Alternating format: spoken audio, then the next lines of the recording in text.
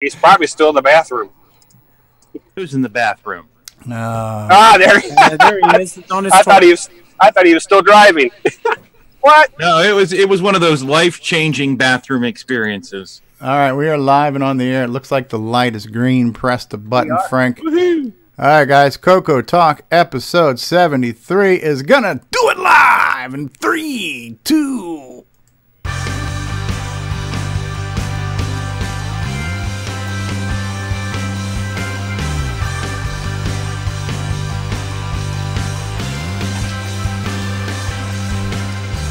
This is CoCoTALK, the world's leading live talk show featuring the Tandy Color computer. Streaming live on YouTube and Roku, available as a podcast and enjoyed the world over.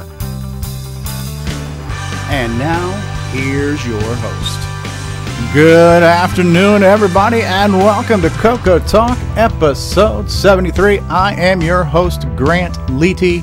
And we've got a great show in store for you today. Grant Leighty, are you still on the road? Yes, I am. Grant Leighty's on the road, and I believe there's somebody in your rear view mirror. Oh, damn it. Oh, there we go. Mike. And I would like to hold on one second here.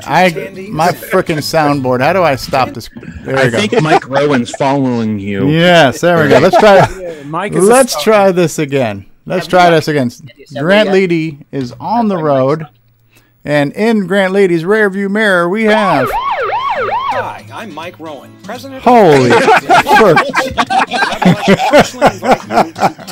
I didn't know Mike Rowan was in life a lot. Yeah, Mike Rowan is...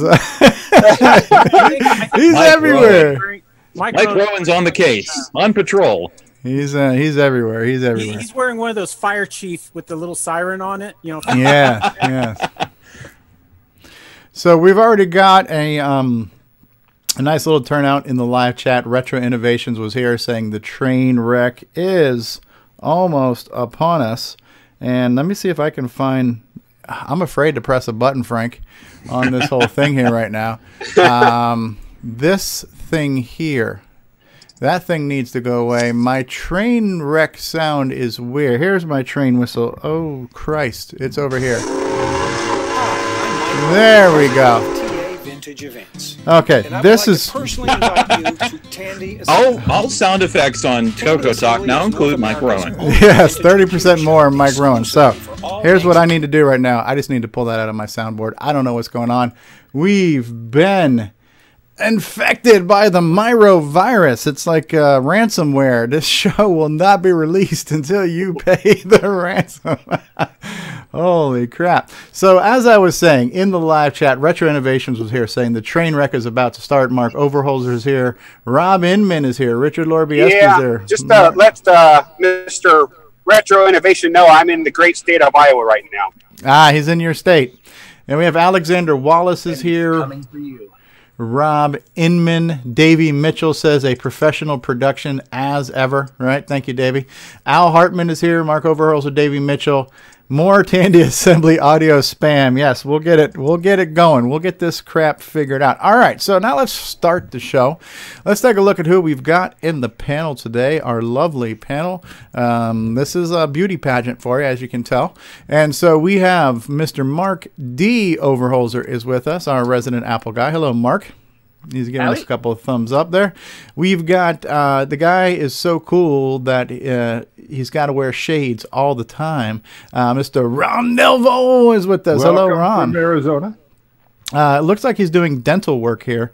Mr. Richard Lorbieski of Boyson Technologies is with us. Look at that grill there. Hey, hello. How you doing? I think I see some plaque in there, so you might want to get the little drill going. So. Yeah, I'll get all that out. All right. We got Brian Weasler with us. How are you doing, Brian? Very good. Hello, all. Excellent, excellent. We've got As Seen at PenFest 99 and 2000. As Seen on the PenFest video on the Popstar Pilot CD. At Hamvention, at CorgsCon, at CoCoFest, and recently at work this morning, Jason, the Coco Man Reichert, is with us today. Good morning, Jason. Good morning. And it's always important to floss. Yes. Hold on. Good morning. Isn't it afternoon? Listen, we got people all over the country watching us here. So it's morning somewhere. I'm just going with it. Yeah. It's morning here. Yeah. Being chased by law enforcement. In hot pursuit, we have Grant Leighty, a.k.a. Greg. Welcome, Grant. Hey, how's it going, guys? It's going good. We have got with us Al Hartman from Jersey. How you doing, Al? He's okay. All right.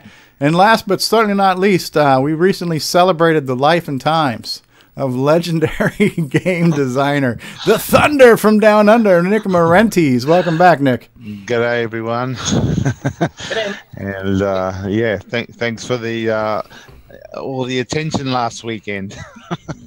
Well, we figured you needed it, so.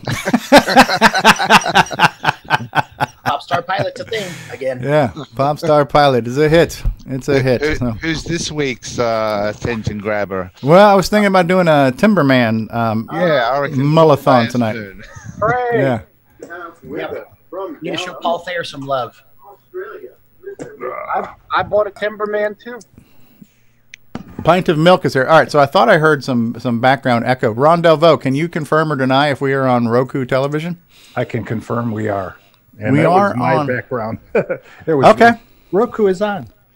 We are live on the Roku CoCo TV channel, streaming live on Roku. We are multi-streaming on the multiverse.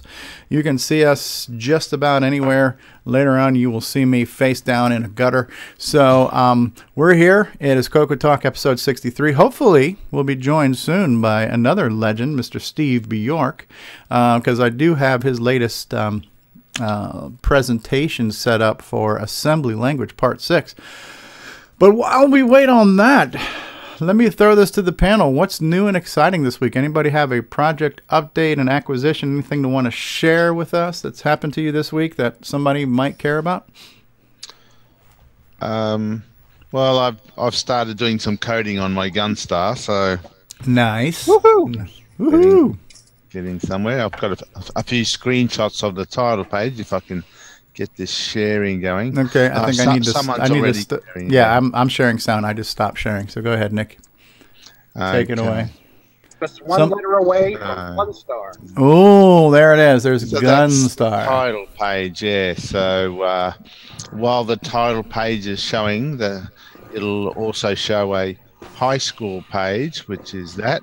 I put Steve last.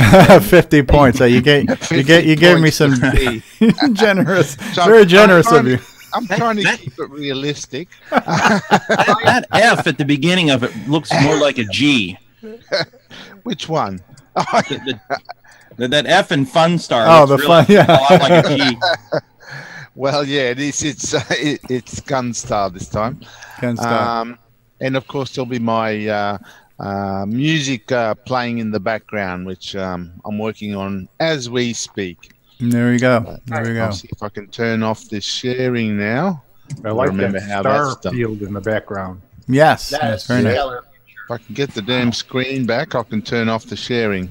It is quite stellar, yes. Now And remember, there if we you're go. sitting on the fence about buying a copy of Popstar Pilot, get off the fence, because sitting on the fence is a painful place to be. That's right. There's no lumbar support either. I actually have a good excuse. Until the last few weeks, I did not have a 500. So I was excluded until now. Well, what was I going to say? I have on my screen, I'm not sure how well you guys can see it, but I have on my CM8, I do have Cosmic Ambush running, and it does not flicker the way it did through my RGB to SCART to HDMI adapter. So I am thinking that some of that flicker was just a timing delay in my I got 2 layers of conversion going on here. So I got an RGB to SCART. That's my first layer. Then I got a SCART to HDMI. That's the extra layer. So I think it's that legendary layer 2 that created the problem there. Speaking of legends in his own mind, Curtis Boyle from Canada is with us. Welcome, Curtis. How's it going, eh? Sorry I'm late here. I had a work call right at the last minute, and I got stuck on the phone. So. Oh, Good. that. Our Canadian content has now gone up. And it sounds like you need ease of use in cables. Yeah. So Kyle Which Eder I has will joined have a us. bit of a news announcement on that later on when you guys get to it. Okay, excellent. Kyle has joined us. Nick Marota's here, everybody. Everybody say hi to Nick Marota. Hi, Nick. Hi, Nick. Paul, Nick, Paul- Sounds like an AA meeting. yeah, Paul Hi. Fiscarelli has just joined us. All right, so one of our project updates was Nick Marionette's is showing us an update to FunStar. Anybody else have anything going on this week? New and exciting to share, show and tell time?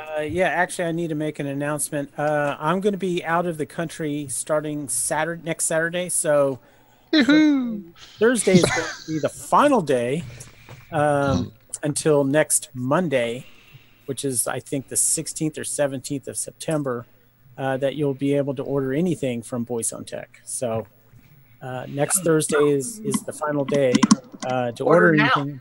Yeah, so order now. Thursday is the deadline. Okay. So which country are you going to? So make sure it's not Australia. Oh, it's Australia. Yeah. Oh, is it? No. I'm going on. We're going on a cruise, so we're going to Jamaica, Cayman Islands, and Mexico. Bermuda, Bahama, come on, pretty mama. Sounds like they're keeping him in the Northern Hemisphere. You're safe, Nick. Yeah. Okay, so Australia and the US will be safe. Yes.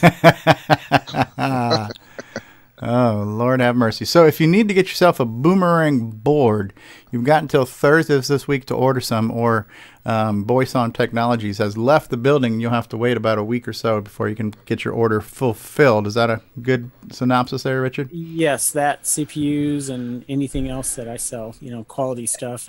Quality stuff. And that's right. And of course, Jim's handling all the returns, so, Nick Marota says cruises are floating buffets. Those are awesome. Yes, they are. A buffet at sea. And if the nice thing is if the boat were to capsize, then the passengers become a buffet for the sharks. So yes. Really nice. The circle of life will continue. And yeah, then Ken says, and then when you come back, the mania will be real again. So that's right. Then good times. And so, Curtis, you say you have something to share with us, but you're going to save it for a little bit later in the program. Was this just general updates? This is news, updates, acquisitions. This the usual. I'll wait for news. You'll wait for news. Wow, Curtis's update is so important; it is newsworthy. So that's the world is going to be changed. It's fake news, but it's still stop the presses. Stop the presses. Actually, that's one of the reasons I was late, because one of my clients had stopped the presses because of an issue. So. Excellent. Anyone else got anything new? Brian, you've been posting some pictures on Facebook of a couple of things. I've actually got a few of them that I was going to show in the news segment. So anything you want to share with us that you've been doing this week? Oh, just been kind of going through my box of stuff that I had stashed away many years ago and getting back into it. And you all saw the picture here that I... That is so cool. There, which kind of had kind of interesting reaction there. A lot of people had played around with it, and one person actually had shared a video.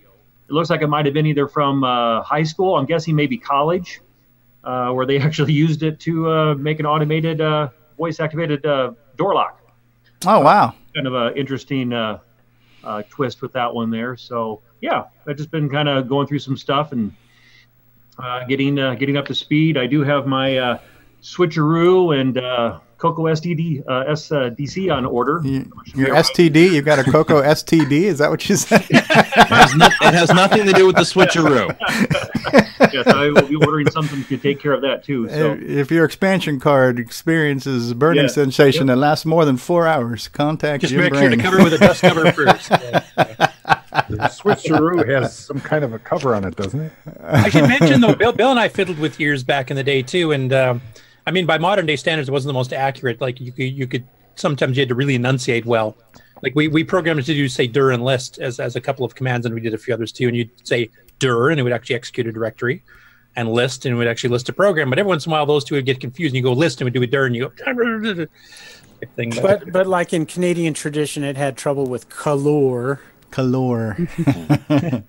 It's because you Yanks don't know how to spell properly. I mean, come on. We're just rebellious. I've got Linux on my CoCo now. What, Linux on your CoCo? Yeah. It's OS 9, but it's similar. Okay. But I thought you were talking about physics, maybe. Yeah, right. Hey, look at that mug Curtis has. I'm a CoCo. Hold that up, Curtis. Let's all see that mug. Look at that. Little product placement for you there. Nice product placement. Available at the Retro Swag Shop at 8bit256.com. Thank you. I'll be here all week. There's in the background, I can see the Roku and over Ron's shoulder there. Oh, yeah. So there's Roku running on a slight delay, but that's cool. We're live on the CoCo TV channel on Roku. We got about 21 people watching us live right now on the multiverse. Hello to you all. Rob Inman says, ease of news. So when Curtis has his news, it will be ease of news. So excellent. I also see Ron's running, I think it was Chet Simpson that did the ray tracing animated ball demo there. In the background, he has running on his CoCo 3 there. Oh, Ron? My God. Oh, no, CoCo Cat number 2. Ron Delvaux. Yes. CoCo Cat. You need to go outside? Go, CoCo Cat. So, Ron, is that the Chet Simpson bouncing ball ray trace demo? Yeah, I believe so. I don't know whose it is, actually. It has a announcement in the beginning on what it is, but I'm so excited to see it. I just hit go. But it's an awesome little bouncing demo.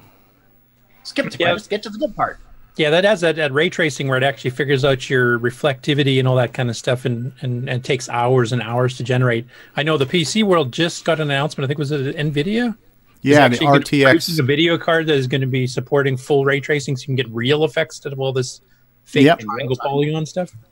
Yeah, the new product line on NVIDIA, they've gone from the GTX to the RTX line, which has real-time hardware-based ray tracing effects. So you get a lot of chrome and reflection and all kinds of stuff done in hardware. Because right now the current polygons, from what I understand, it calculates, basically it does a very primitive form. Like it calculates from as far away and then towards you and overlaps stuff that so it actually is wasting time drawing stuff that doesn't need to be drawn itself. But it also is not so totally accurate. Like if you have a scene where you have like water, but there's something off to the side off screen, it doesn't take that into consideration to doing the reflections. It only does the stuff that's on screen. Whereas ray tracing takes the entire world into consideration and multiple reflections of multiple sources all hitting each other. So you get much more realistic graphics. It's what Hollywood uses to do their special effects. So if we're going to see that on the PC game side, that'd just be amazing. But going back to this, I mean, back in the day, I mean, the Amiga and the CoCo 3 and the Atari ST used to do these ray tracing demos where they draw these scenes, and you just set up, a crystal ball and an opaque ball and a translucent ball and a checkerboard floor and a bunch of other things, and then it would calculate all the reflections and magnifications going through these lenses and stuff like that. And it was amazing looking pictures. And Ron's got the animated version there too, but they took hours or days to draw. So that wasn't being done in real time? Is that like rendered frame by frame? It was pre-rendered, yeah. It was pre-rendered. Pre-rendered. And then saving each image, and then he just animated between all the screens. Okay. But it's still pretty cool that the CoCo, it's because of the gimme. We've had the original GPU, the gimme. So well, the nice thing about the CoCo 3 is because of the flat memory map for the graphics, even in high res. I mean, most people do page flipping as double or triple buffering. Basically, you're only restricted by RAM. So if you have a 2 meg machine, you could, decouple buffer if you wanted to, or animate between 10, 20, 30, 40 screens at once. You can make a really complicated animation. Yeah, Davey Mitchell says, don't forget the teapots. So there must have been some ray trace teapots too, huh? Yeah, I do remember those too. Cool. So yeah, all kinds of cool stuff going on. Anyone else got anything cool to talk about this week? Actually, you know what I'm going to do, Nick, real quick? I want to pull up the latest sales figures. Let's see how we did in our marathon of... the Mullathon? The Mullathon, yes. Yeah, Curtis wasn't here to defend himself, and it was really, really fun having... Well, I tried it in the chat, but... Yeah. That doesn't really work that well because you guys can just ignore the chat. So yes, we can. So looks like we just have another retail order that just came through on the 31st of August, and that is also a Popstar Pilot. So in the month of August, I'm not going to mention any names like I did last time. That was shame on me. But 1, 2, 3, 4, 5, 6, 7, 8, 9, 10, 11 orders of Popstar Pilot in the month of August. Not bad. Good job, Nick Marentes. Not bad, yeah. Thanks for all your effort as well. Yeah. Is that enough for Ferrari number 3? Yeah, just about, yeah. Matchbox are about to release a new Ferrari, so yeah, I might save up for that. Good times. Yeah, so Nick Marotta wants to know, did Timmy get his wheelchair? We did. It's in the back seat of the Ferrari. Well, Curtis got a haircut, so that was worth that was worth it right there. So he's trying to shake off the mullet tag. Oh Christ, that was fun.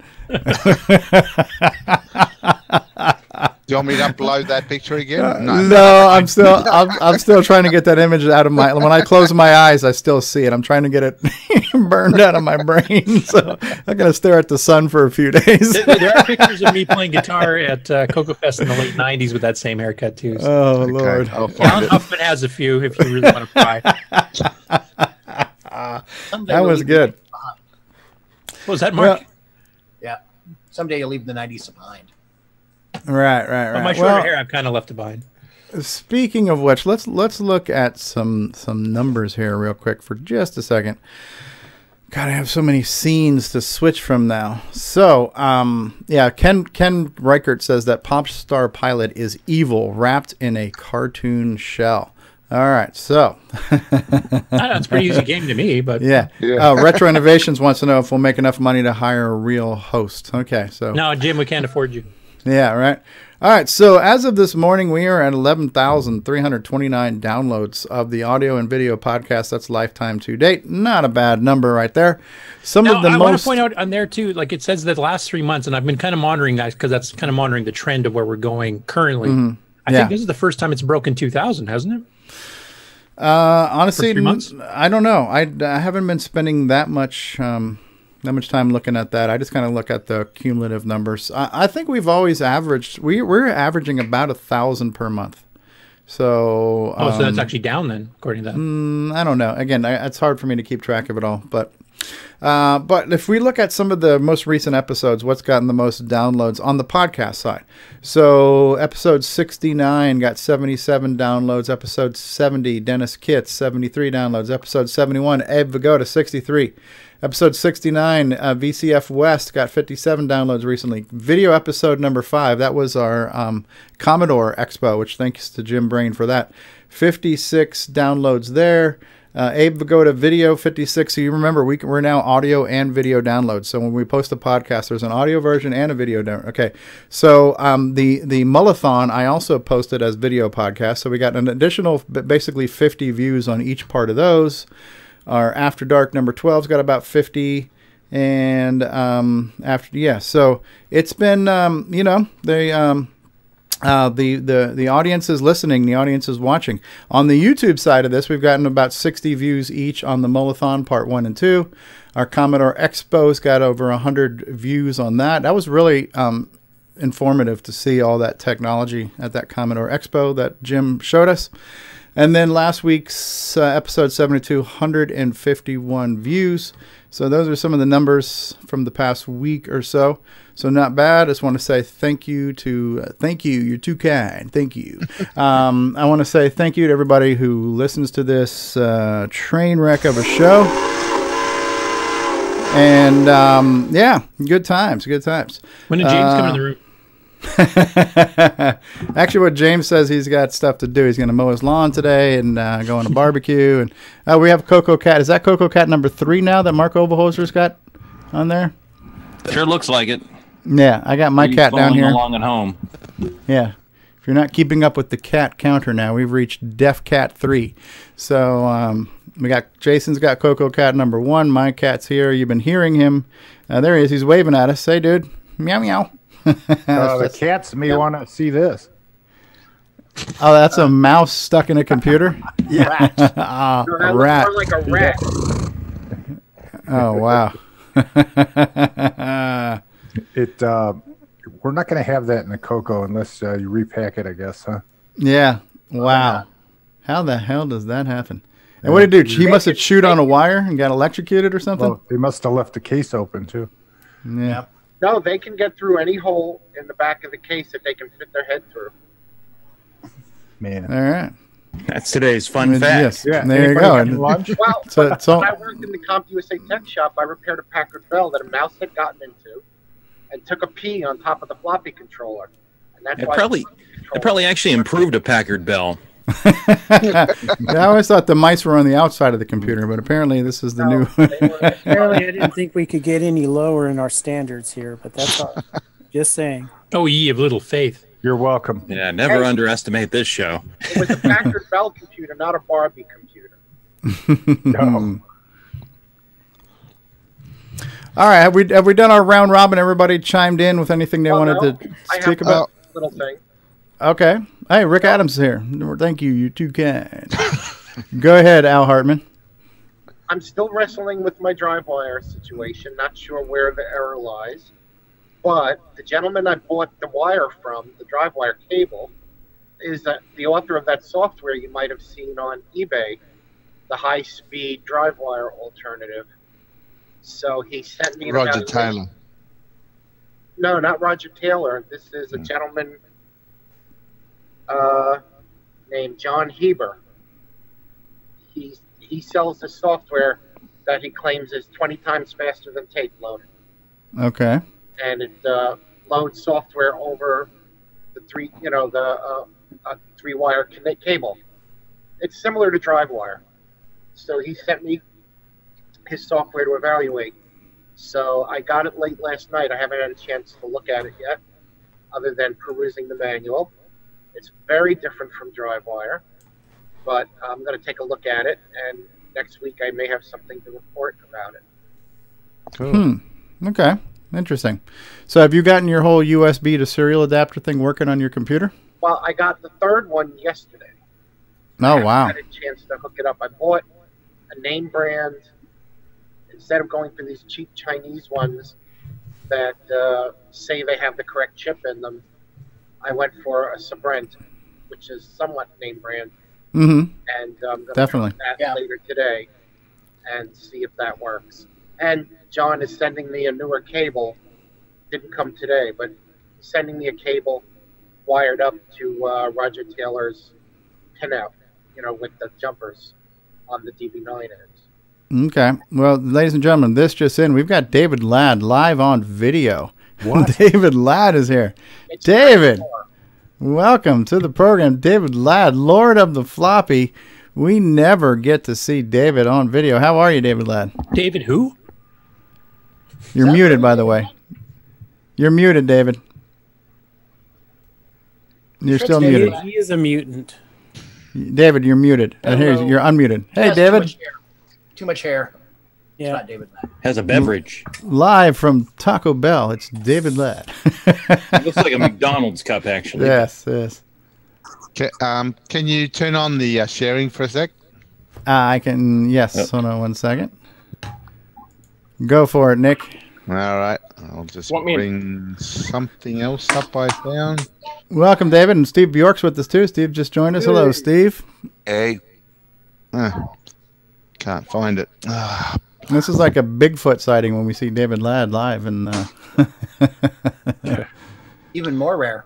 Yes. I think it's just a green screen effect.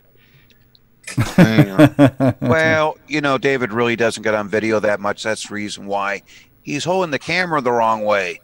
Hey, at least he's got light in front of him, so.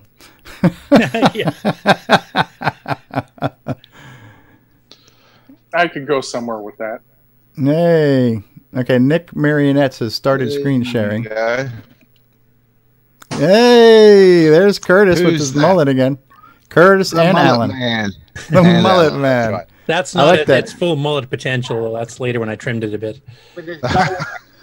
Oh, okay. Well, that's the earliest I got. What? Mullet light.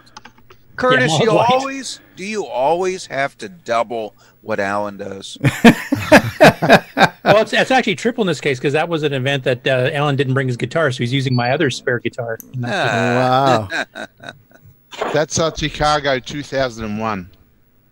Oh, I think it was the last one I went to when I took a holiday from the CoCo community for a while there. So I think that was the last one I went to until 2015. You took a holiday, or the public got a holiday from you? Oh, whatever. Potato. Hey, Tom C. has joined us. Tim Franklin is here. Rob Inman. Because Davey's stepping up here. Davey Mitchell. Suddenly, I want the dead rat back after he saw Curtis's mullet. Some people called that the mullet. It looked like a dead rat, so that Ken says Trim Mullet's a great band name. Trim. Wow. Oh, here we go. Nick Marionettes has got live. What is this? Butt crack vision? Okay. I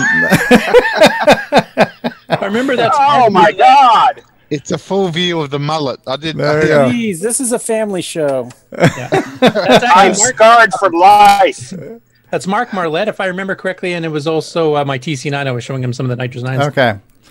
At least there was no plumber's crack in that one there, so that's good. So Dave Phillipson is here. Hey, Dave. And history has been made. David Ladd's live on video. I think he's on video just to make up for the fact that he hasn't been here in a while, and even when he is, he's normally just audio. So this kind of is like a twofer to make up for all the lost time. Yes. Good to see you, Dave, literally. Yep, real treat. Uh-oh, here's more Nick Marionette's video sharing. Oh, the back of Curtis's head. That's even better. It's even better. Yes. Mullet man. That's Mullet man. Well, that's not even close to the mullet. That's not even close. What is the description of a mullet? You have to find one from a few years earlier for the real thing. Yeah, I'll have to chase up. We can call it mullet. Labor Day Mullathon. Labor Day Mullathon. We're going to do that. We need to find out where Curtis graduated from high school and pull up his yearbook pictures. I had short hair in high school. The mullet was later. Did you have one of those, the tails when you were in high school? Nope, Like I the didn't rat have long tail? hair at all in high school. Oh, Nick Marotta says that's also known as the hockey haircut when you have like a mullet that makes it to your collar, basically. So just long enough to make it past the helmet. Your playoff hair where you don't shave and you don't cut your hair until you get booted out of the playoffs. Tom C is with us. Dave Phillipson's here. Hey guys, Davey Mitchell's doing a good job and trolling for us. So Jim Brain's got to up the ante. Yeah, Jim Brain has a boring state, by the way. Oh, you drove through it? Iowa is flat. Yeah. I think we'd outflat you up here. Where I live, you're all flat. Yeah, Florida's pretty flat too, you know. Yes, That's it is. true. All right, well, we're on the half-hour mark here. We're going to take a quick moment here to, I'm not sure, I got some noise in the background. Is that the, are you visiting Michael Brandt's institution by any chance, David Ladd?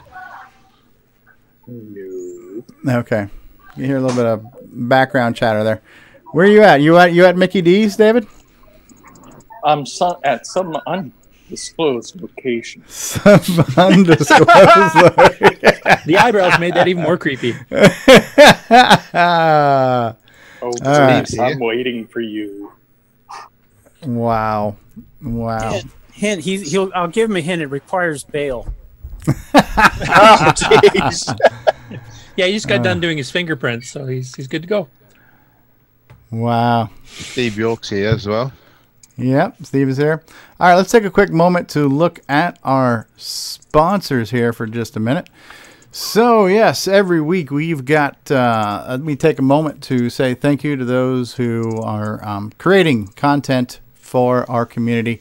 So we have the CoCo VGA project at CoCoVGA.com. We've got Richard Lorbieski and Boyson Technologies, who's taking orders up until Thursday when he leaves the country at BoysonTech.com, handling all of Richard's warranty repair and making new quality hardware for a variety of retro systems. We have retro innovations at go4retro.com. We must not forget Mark Millett at Cloud9 Technologies, making CoCo hardware, accessories, and peripherals for the past 29.7 years. Cloud9tech.com. SDPack.com. Switcheroo Mania is available at CoCo3ScartCable.com. We are on, Ron, are we still on Roku? Yes. Somebody mentioned in the live chat that it seemed like it was frozen, but we are on the CoCo TV channel, streaming live on Roku. Thank you to Roger Taylor. If you want to get yourself not only some CoCo merchandise like T-shirts and coffee mugs, but you can also get Popstar Pilot on CD. You can get Rick Adams' Bomb Threat there. You can get Timberman there. Links to all of the current modern CoCo software that's available to be ordered online are all available at the Retro Swag Shop at 8bit256.com. CoCoNut.com is where you go to find out all your CoCo stuff. We're at CoCoTalk.live. The CoCo Crew podcast just dropped a brand new episode, which I'm looking forward to listening to. So make sure you check out them at CoCoCrew.org. Brian Joyce of Extructus Productions and his blogs and other projects can be found at FD501.com. And Ed Snyder and the Zipster Zone available at the Zipster, Z-I-P-P, stirrzone.com, and that's where you can get all your cool Ed Snyder goodies. So we're going to pause for a brief commercial break while somebody beats away on their keyboard, and we'll be back here in about a minute and a half, 2 minutes. So grab yourself a drink if you need to, smoke them if you got them, potty break. We'll be back in just a few. Hi, Ron Delvaux, Timberman, CoCoFest, CoCoTALK. We'll return after these messages.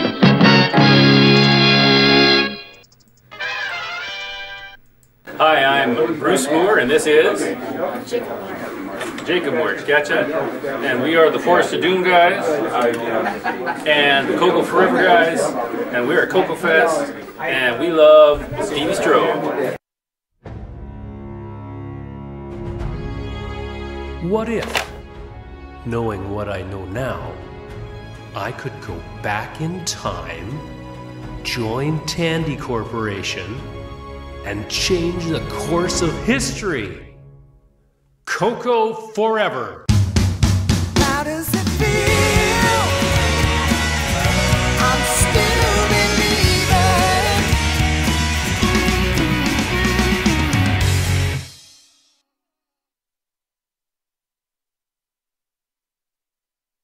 Hey, what's going on, everybody? It's me. It's Original Gamer Stevie Strow. You know, gameplay. To get your copy of a Gameplay Goodness Color Computer Gaming DVD today, head on over to 8bit256.com. There you will find several DVDs featuring color computer gameplay videos by the Original Gamer Stevie Strow.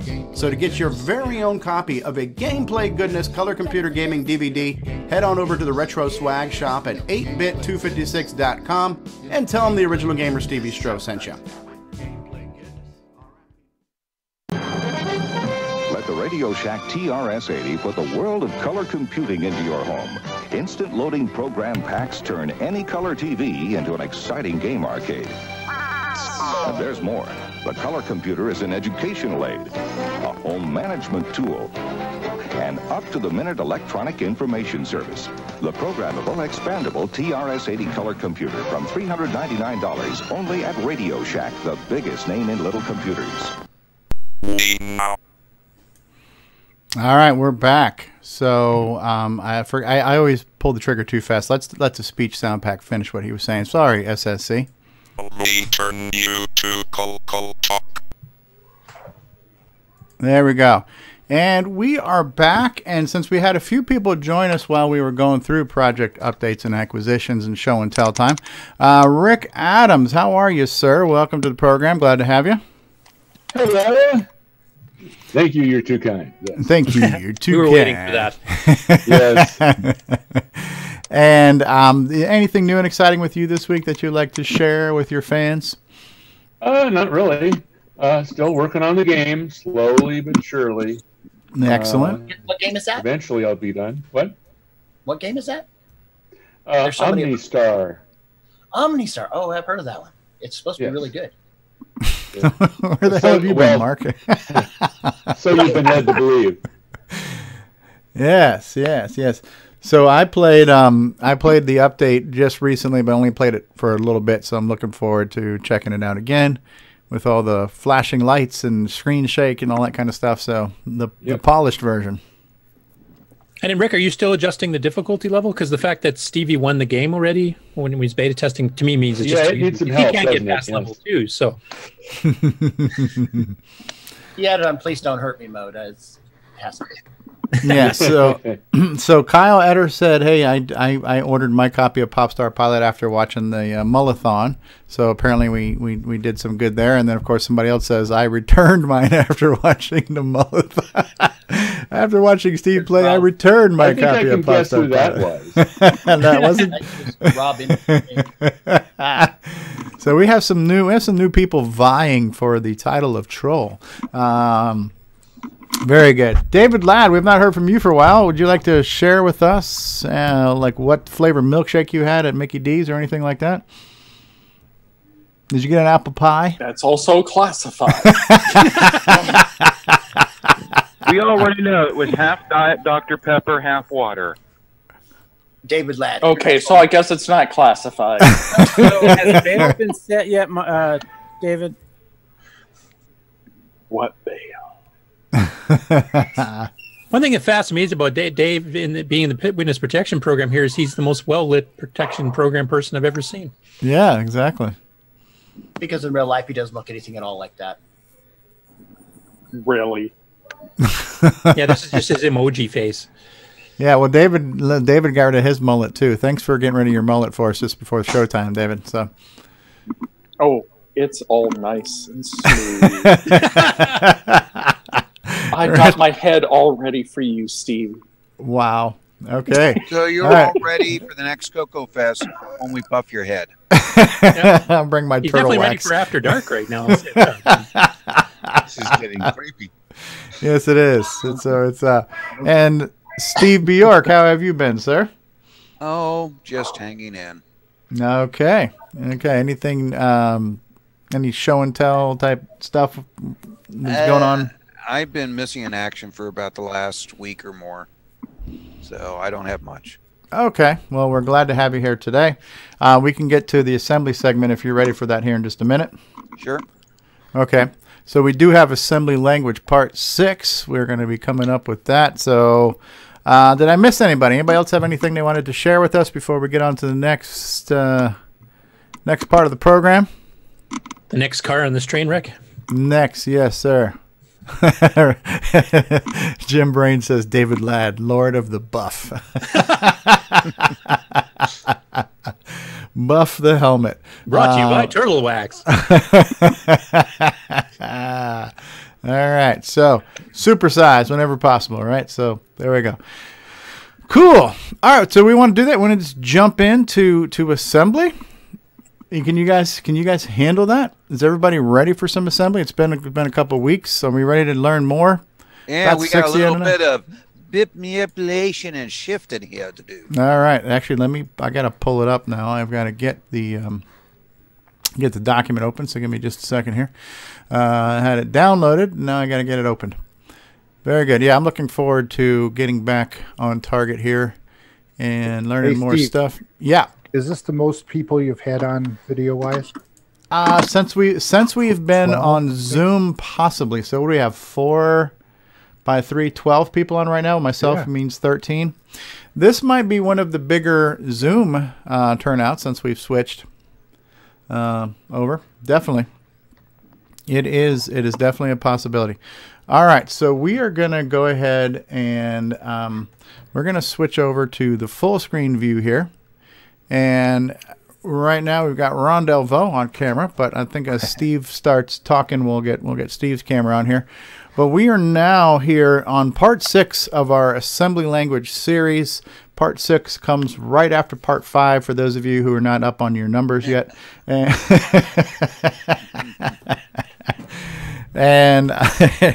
here we go. Take it away, Mr. Bjork. Oh boy, oh boy, oh boy. Anyways, one thing that when you do graphics, you do sound, you check I/O, you're looking at things on a computer, is a lot of times the stuff isn't a full byte, it's a bit. It's just one unit of information, whether it's on or off. And this part of the lesson has to do with manipulating information, not in bytes, but all the way down to the bit level. A byte contains 8 bits, and you got to deal with it. And not only is this important for, putting graphics up on the screen and playing with the 6-bit audio and stuff like that, it's really part of also helping the computer making decisions. In other words, testing information and responding to it. So we'll be talking about decision making in the next session, but this section allows us to set up and figure out what information we want to look at so we can figure out what we want to do. So let's go ahead and dive into bit manipulation and shifting commands, and let's go with the next slide. There we go. All right. Sometimes you're going to get information in the byte that you don't want to deal with. And one of the easiest ways to remove that information is using the AND command. You know, we've all heard people say the phrase this and that. It basically means that you want to say that your answer is if both of them are together. In other words, if you compare a 1 to a 1, you get a 1 out of it. If you've got a 0 to a 0, you get a 0 out of it. If you compare a 1 to a 0, guess what? You get a 0 out of it. In other words, both bits must be 1 to get a 1 answer, get the 1 out of it. Now, in the case of the AND command, that can work on the A and B registers, which are your 8-bit registers, or it can work on the condition code registers. Now, that's something we're going to save for a later time, because condition code registers are things like the flags, like whether or not the answer was 0, if you had a carry, and a few other things like that. So we're just going to concentrate mostly right now on using the AND instruction with the A and B registers. And of course, when you use this operation, all the flags, or I should say the flags of negative and 0 will be set or reset depending on whether bit 7 is set. Well, that's the negative. That's what the negative flag bit works with.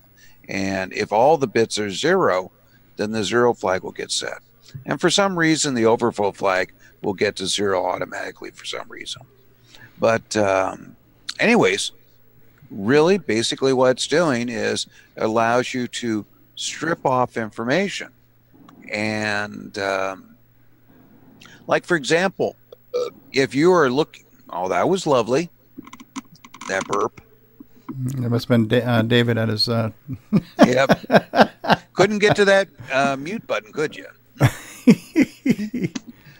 Anyways, for example, one of the ports on the CoCo is the status of whether or not, you know, of the RS-232 bit on the bitbanger port, you know, for the input.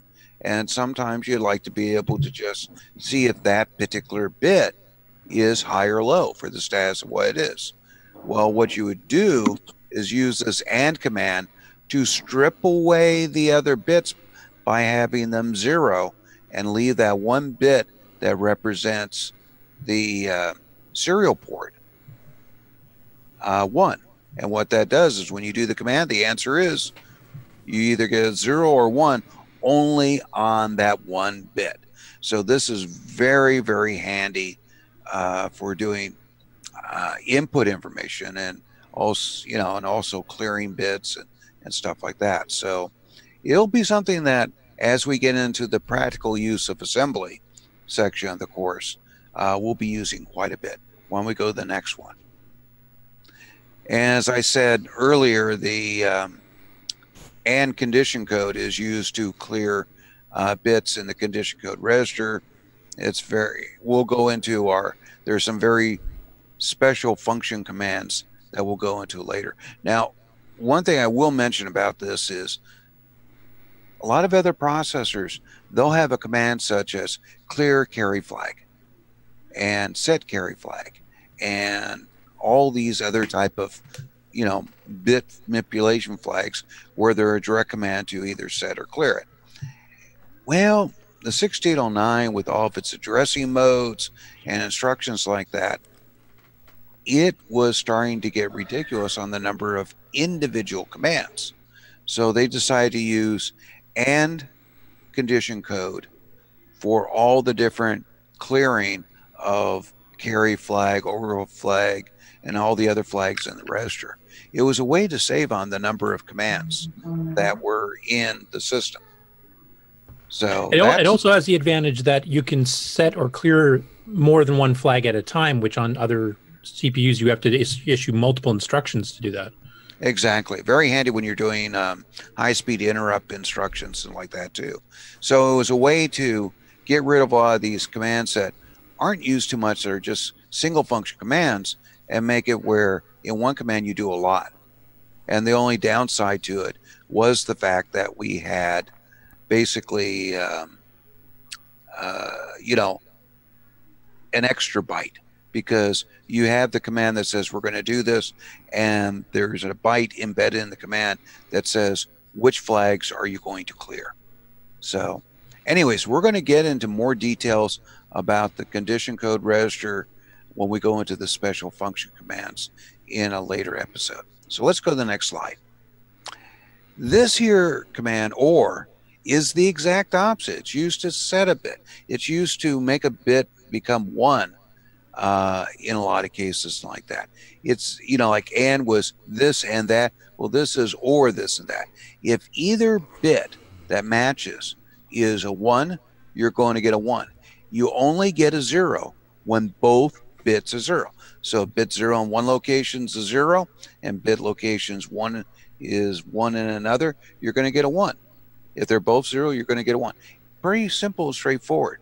And a good example of it is down at the bottom of my slide here, where we've got a number, this is in binary, of 0, 0, 0, 0, and 1, 1, 1, 1. In other words, 4 zeros, 4 ones. You AND it with 1, 0, 1, 0, 1, 0, 1, 0, and you're going to get 1, 0, 1, 0, 1, 1, 1, 1, 1. In other words, everywhere that you have a 1 in the bit, you're going to get a 1 out. And there are times that you want to do this too. Like, for example, if you put information out on the 6-bit DAC, well, that's only 6 bits. Well, Tandy used the other 2 bits for stuff on that I/O port. And one of those bits is the serial output bit. So if you were, and you have to set that bit to 1. If you don't, what will happen is that as you change the audio, you're going to be sending data out your serial port, and it's going to be a bunch of garbage. And if you have a printer connected to it, it's going to print to your printer. So what we would do when we'd create the audio that we wanted to go out, that 6-bit audio, before we put it out to the port, we would do an OR %10, or in other words, the number 2. And that would make sure that bit stayed high and wouldn't mess up the printer. And yes, some of the early games did screw up your printers because some people didn't realize to do that. So, learning has a curve. Yep. Yeah. So, well, you start learning how all this stuff gets done. Anyways, let's go to the next slide. Steve, I just want to go back to that slide. Did you have the results of the ORA and the AND samples at the bottom? Aren't those backwards? For an OR, you're right. No, I have it right. Because your AND example there should be 0, 0, 0, 0, 1, 1, 1, 1, shouldn't it? Okay, let me go to my AND. I may have made a typo.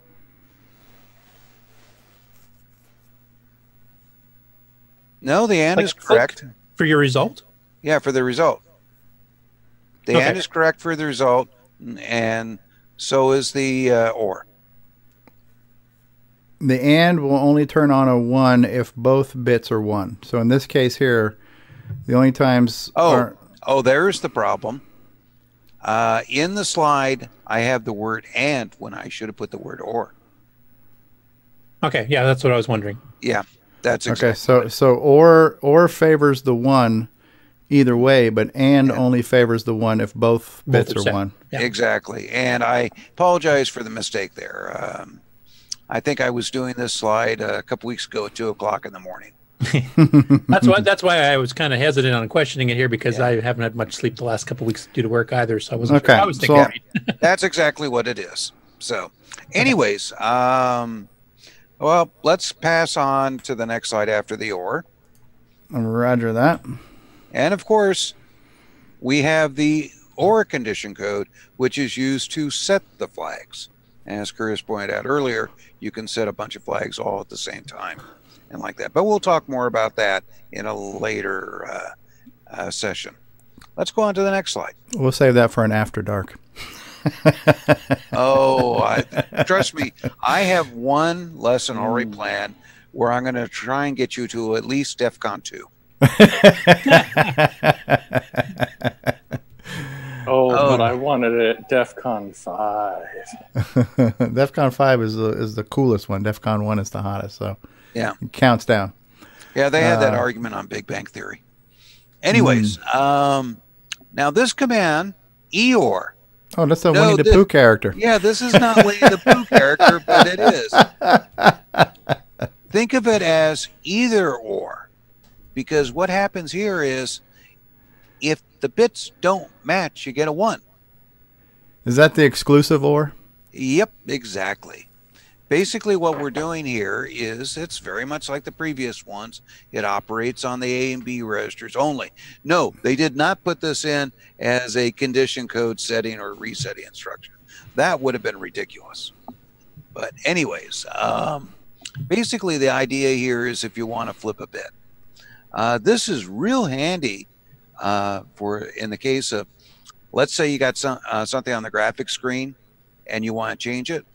And you can use this flipping of specific bits and like that. So only one dot changes, even though there's 4 other dots in that particular byte and other things like that. But also there are times in working with the IO ports when you're reading them like that, you want to flip the information. Also, if you're using the single bit sound port, you use the Eeyore to flip it, to change it from high to low, low to high. Okay. And basically, any bit that's set, by the way, this slide has the same problem too. The word "and" appears in the example. It's supposed to be Eeyore. Eeyore. But, okay. Yeah, but the results are what they're supposed to be. So we've just recently been joined by Simon Jonason. I believe he knows a thing or two about 1-bit audio. So Simon's probably familiar with this. Yeah. Anyways, but once again, it's only on the A and B register.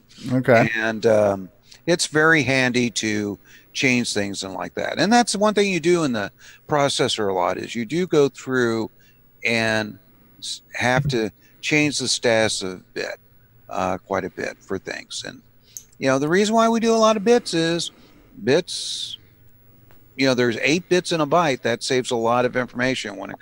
When you only had 64K of address space, you really had to go down to the bit of information. A lot of programs I use, not only was there compression, there was ways where, okay, I only needed 8 states for something. So that's 3 bits. Well, within a byte, I would use 2 different things that had 3 different states. That way I got closer, you know, I could put in half the space and I still had 2 bits on top. Right, and there's also other techniques with that we call data streams. And we use that quite a bit in audio and like that, where it's, you know, the bits don't line up with bytes. So you have to go down to bit manipulation. So we do an awful lot of that. See, nowadays with our computers, we got so much damn memory. We don't care about getting down to the bit.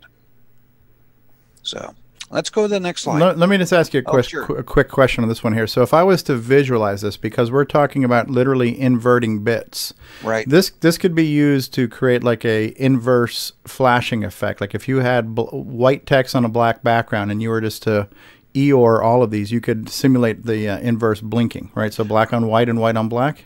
Right, and you could even go farther. If you had 4-bit color, you could switch between 2 particular colors and other issues and like that. It's a very handy command, but you got to remember it's going to read the information and flip it, and it's going to only do this in the A and B register. So the A register would have to read the memory location, flip it, you know, flip those particular bits, and then store them back out. So you have to do this, move the information from the screen, put in the CPU, flip the bit, and then move it back again. And the next instruction will show you how we can do it faster. Okay. Next slide. Can I chime in there? If I know this is not, we've not done this yet, but a lot of vector graphics, if you want like filled vector graphics, you make a wireframe and people actually use Eeyore to fill the vectors because the wireframe is your bit that's set, and the bits that are not set get EOR'd, so you fill the vectors. I don't know if that makes any sense. I think so. So you're saying if you have like a white outline for a cube, the black center, because the center is all black, if you ER that, what was black becomes white. Yeah, so you get a face. Yeah, Gotcha. we already talked about that earlier. Yeah. Gotcha. Let's move No, on. that's cool. Let's move on. Okay. All right, because I wanted to stay on the point. You're interrupting in the middle of a point. See, there's a command called complement. Basically means flip the bits. It's kind of like automatically EOR all the bits. It's taking the bits and flipping them all. Now, unlike the previous ones we talked about, where they really only work on registers inside the CPU, the A and B register, this will work with a memory location. So if you are pointing to a location on the screen and you do complement that location, it flips all the bits. So it quickly grabs the information for the screen, flips it inside the CPU, and sends it back in one instruction. You don't have to do an instruction to load it, an instruction to flip it, and then an instruction to save it back. So this works very quickly to do this inverting on the screen that you're talking about, Steve. Yeah. The one caveat of this one, though, is that it does the whole byte only. Like, you can flip the whole byte at once. You can't specify, Exactly. I only want the right half of the byte or the left half or whatever. That's the one restriction. Okay, help me understand the definition of flip here. Is that the same thing as inverting, or is this like turning it up, making it? This is flipping. Anything that was a 0 becomes a 1. Anything a 1 becomes a 0. Okay. And Gotcha. so it will flip or change the color on the screen extremely fast. So Okay, so Once this is an EOR at a byte level that can go anywhere besides a register. this is a full EOR where it's going to flip everything. It's the equivalent of doing an EOR string FF, which means every single bit is set. So it's exclusive ORing the entire byte, all 8 bits only. You can't tell COM to only do certain bits in a byte. It always does the whole byte. But it's the same equivalent as an EOR FF, except it's faster and smaller. Okay. Yeah, and the thing is, when they were designing the 6809, the engineers really did talk to programmers about the type of thing they do and they want to do. Now, there's two philosophies in instruction sets. You want to sometimes bring information to the CPU, play around with it, send it back out. Other times, you want the CPU to be directed to do something to memory. And they knew that this flipping, this inverting of all the bits was going to be something very handy. So they made sure that it wasn't just a comp or complement A, complement B. They allowed you to complement to a memory location. And that would speed up the operation. In other words, I would say that using the complement instruction to flip the entire screen opposed to using the EOR would run at least not just twice as fast, maybe 3 times as fast to do it, because you don't have to bring the information in, flip it, and then send it back out again. In 3 instructions. Right. Instead, you're doing it in 1 instruction, so it's much faster. Cool. Yep. So very, very, very handy. And my examples down here, at least I got this one right without a typo, is comp A, comp B, and comp $7. Now you could probably tell with those 3 slides, I kind of duplicated the slide and was changing things. So sorry about that, folks. I'll make sure that Steve gets the typo corrected version so that when we put together these lesson plans that you can download from the web, it'll be correct. Sorry about that. And the reason we brought it up is if anybody watches the video and doesn't have the lesson plan, and this is the way they're consuming it, that at least the corrections in the stream and are aware of it. Yeah. There you go. All right, we're on the next slide. The bit. Okay. All right. So the bit command is very similar to the AND command. It works only on the A and B registers, though. And the difference is it only sets the 0 flag. It does not change what's inside A. The bit, in other words, the way to look at it, it's like a test. It's testing those particular bits to see if they're a 0 or a 1. once again, this would be very handy for that I/O port that's got all these different bits on there, besides looking at the status of the incoming RS-232 bit, if you want to see where you're at. So you would have the bit pattern set up so that the only bit that had a 1 was the RS-232 input. And you do this instruction, and lo and behold, the Z flag would be set if that bit was 0, and would not be set if it was 1. So you would be able to know whether or not the status of the RS-232 input port was high or low. Once again, I/O ports, very similar to, you know, the way they thought about memory. There's not many of them. It's very restrictive, and so we have to go down to bit level. That's why so many things are tagged in on the. Also, the other thing too is when we're building the color computer way back when, we used these PI, peripheral interface adapters, and they had 2 ports essentially on them, and for I/O, and you had 8 bits per port, and you didn't want to add chips just to do one function. That would raise the cost of the machine. So you try to put as much as you could on there. And by the way, the CoCo used 4 ports or 2 of these chips for all of its I/O function, which includes the keyboard. But anyways, I think that one's pretty straightforward. It is doing the AND command without actually changing the stuff that's in the A or B register. Yeah, it only that's really shows useful zero when you're flag.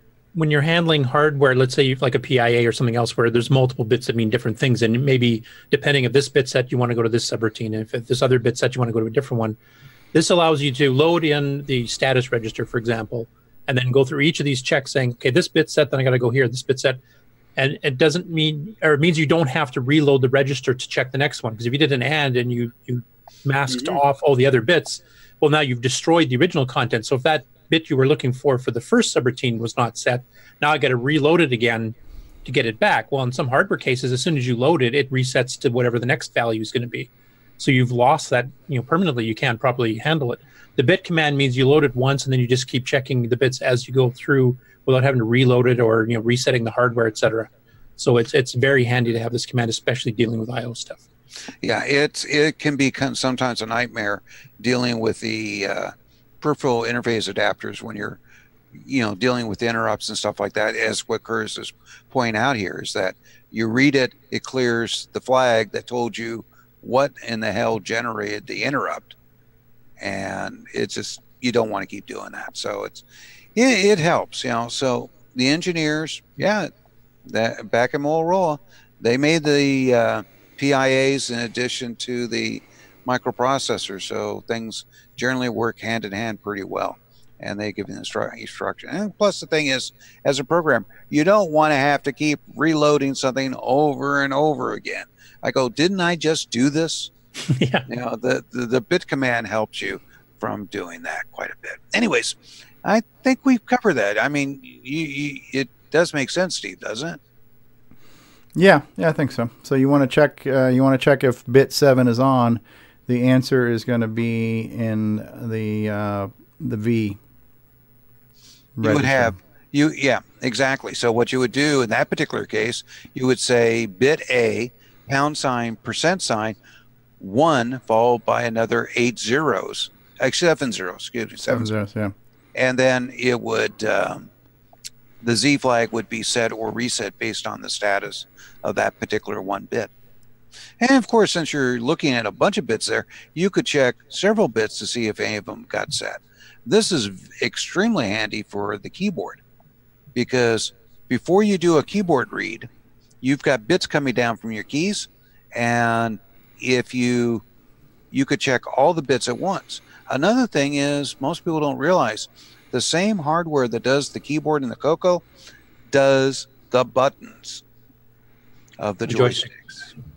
And that can be an issue, because if you press a button on the joystick, it can screw up what you read on the keyboard. That's the reason why the keyboard stops working when you press a button. Now, there are techniques to kind of get around some of this and like that, and we do it in video games. But man, it can generally be tough dealing with keyboards and joysticks at the same time. Yeah, I think that was one of the things in Color Basic 1.0. If you actually pressed the joystick button, you saw a string of characters show up on the screen. Yeah, Exactly. all seven bits coming back from the keyboard on that matrix row would come back and print on the screen, so you could add A, B, C, D, E, F. Yeah. You know, it's just being a cheap way to get the stuff in there. And now you see how hard it was to get joysticks working on the CoCo? Now you see why they didn't put it on the MC10? Yes, I got to get my weekly dig into that MC10. You got to get at least a couple because you haven't been on in a few weeks. So. Yeah. But, yeah.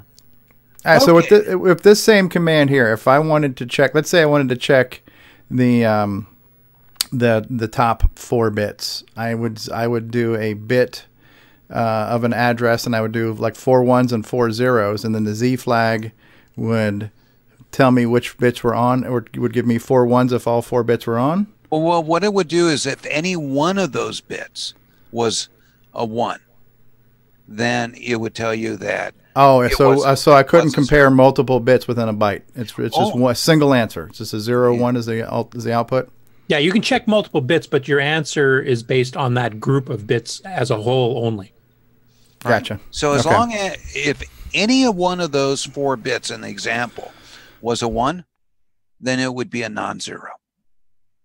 Yeah, basically in his example here, it's checking to see are any of the lowest 4 bits set. That's what it's returning your compare based on. Yeah. You know, it's just like the AND. If you AND it together, the answer would be all 0 unless any one of the bits in the A register in that lower 4 bits was a 1. If one of them was 1, then you would get a non-zero response. So you could look for a bunch of bits at once if they're all 0. Yeah. No, there is no command that does the same thing if you're looking for any of the bits were. You know, they don't have a version of this that emulates the OR command. Okay. But most of the time, they felt this was very handy. As I said, again, this is a situation where the engineers knew that they had a limited number of instructions. Well, first of all, if you look at a single byte command, let's say that all the commands in the entire 6809 were just 1 byte starting. You know, that was the command section. Well, you could only have 256 commands. Trust me, there's a lot more than 256 commands in the 6809 instruction set. So they have what they call alternate pages, and they kept, let's see, like 10 hex was what they consider an alternate page, and it shifted the instruction a little bit. You know, instead of using one register group, it'd use another register group, or it'd be doing something else. Probably Curtis knows it more in detail because he loves playing with that stuff. Well, 609 extended it further past that. Yeah, I'm quite familiar with it. Exactly. So, you know, that's the thing is commands that were going to be used more, they kept it so that it only needed the first byte to figure out what the command is. But in the case of commands that probably wouldn't be used as much, they went to a 2-byte system just to get that extra number of commands that they needed. And, you know, of course, part of it was they had to leave a few things out that make sense if they had put it in. And we're going to have one of those a little bit later that I'm going to harp about when we get into bit shifting. Speaking of which, let's go to the next slide. I'm trying to. Hold on. Boom. Here we go. Well, no, that's good. We had backed up. So one more. Yep. Bit shifting. Basically, we have sometimes when we're working with things, we have to move bits around within a byte, up or down. In other words, we got to make them so that they go up 1 row of bits or down 1 row of bits. And we'll get into exactly what that means in a moment. But there's 3 different styles. There's logical, arithmetical, and rotate. And they're all different ways of how you kind of shift information around inside of a given byte. And that's the thing is With the 6809, we look at shifting things around a byte. And Curtis, I forget, the 6309, did they add 16-bit shifting? Yes. Okay. So we'll even emulate that on a 6809. Got to remember, this thing was designed, you know, back before the 80s. 8 or 79, yeah, because it came out in 79, I think, if I remember. And a lot of the stuff was kind of new. I mean, it's amazing what these people were producing back in the day without a lot of computer. I mean, yeah, computers did help them. They had big mainframes and stuff like that, and many mainframes and such. But still, considering how little computing power they had available to them compared to today, what they were able to generate is amazing. Yeah. So, any case, let's go to the next slide. And what we're going to do is we're going to start with the logical shift to the left. This basically means that we're going to take every bit that's inside of a given byte and we're going to move it to the left. What that means is we're going to move it to a larger place. Bit 0 goes to bit 1. Bit 1 goes to bit 2, and etc. across. And this only works, well, this works on the A and B register, also works on memory location. This is similar to that complement command where they knew this would be important and you'd probably play around with it and have to shift memory locations too. So why bring it into the A register, shift and send it back? We're going to give you the ability to do it directly on the memory location. Now, as I said, every bit is moved to the left or greater. That's what we mean by left. It means that we're basically 0 becomes 1, 1 becomes 2, and 7 goes out of the byte. And what we send into it, because it's logical, is we send in a 0. So bit 0 will always get a 0 as we shift in when we use this instruction. All the flags are going to get set like before, and in my example, if I got this example right, we have a pattern that I show of 4 1s and 4 zeros as a binary number. Mm-hmm. And then when you get done, it's going to be 3 1s and 5 zeros. Right, because the left bit got pushed off and then the right bit gets replaced with the 0. And this is where binary mathematics come in very handy. You know, understand why the computer uses them. Because if you want to multiply this number by 2, you simply do a logical shift to the left. Think about it. Yep. I just multiplied that number by 2 by shifting it. This is faster in general cases than trying to do an add. Add a number to a number, that's another way you do a multiply by 2. And if you want to multiply by 4, you shift it one more time. That goes in powers of 2s. Exactly. Right. That's how binary works. Yeah. Yep. So, yeah, you know, once you get used to binary and you see, you know, how it works, you understand why a computer uses it and why it's so handy. So, how did I explain this one? No, that one was real easy.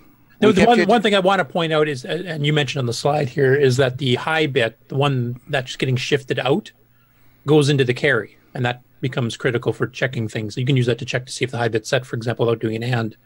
But also if you're doing longer multiply by 2s, etc., then the carry, definitely you need to keep track of that. Yeah, you can see that the carry is not only used for doing mathematical stuff, such as you add 2 numbers and you get a carry. We remember all doing math by hand in school and like that. Of course, now we all use calculators, so why we do math by hand anymore, I don't know. Anyways, the thing is that, yeah, the carry flag is used to hang on that bit of information that would have been lost normally. And so I'm sorry to interrupt, but if bit 7 gets moved to the carry flag, does it occupy bit 7 location in the carry register? Oh no, the carry register is a single bit. Oh, it's just 0 1.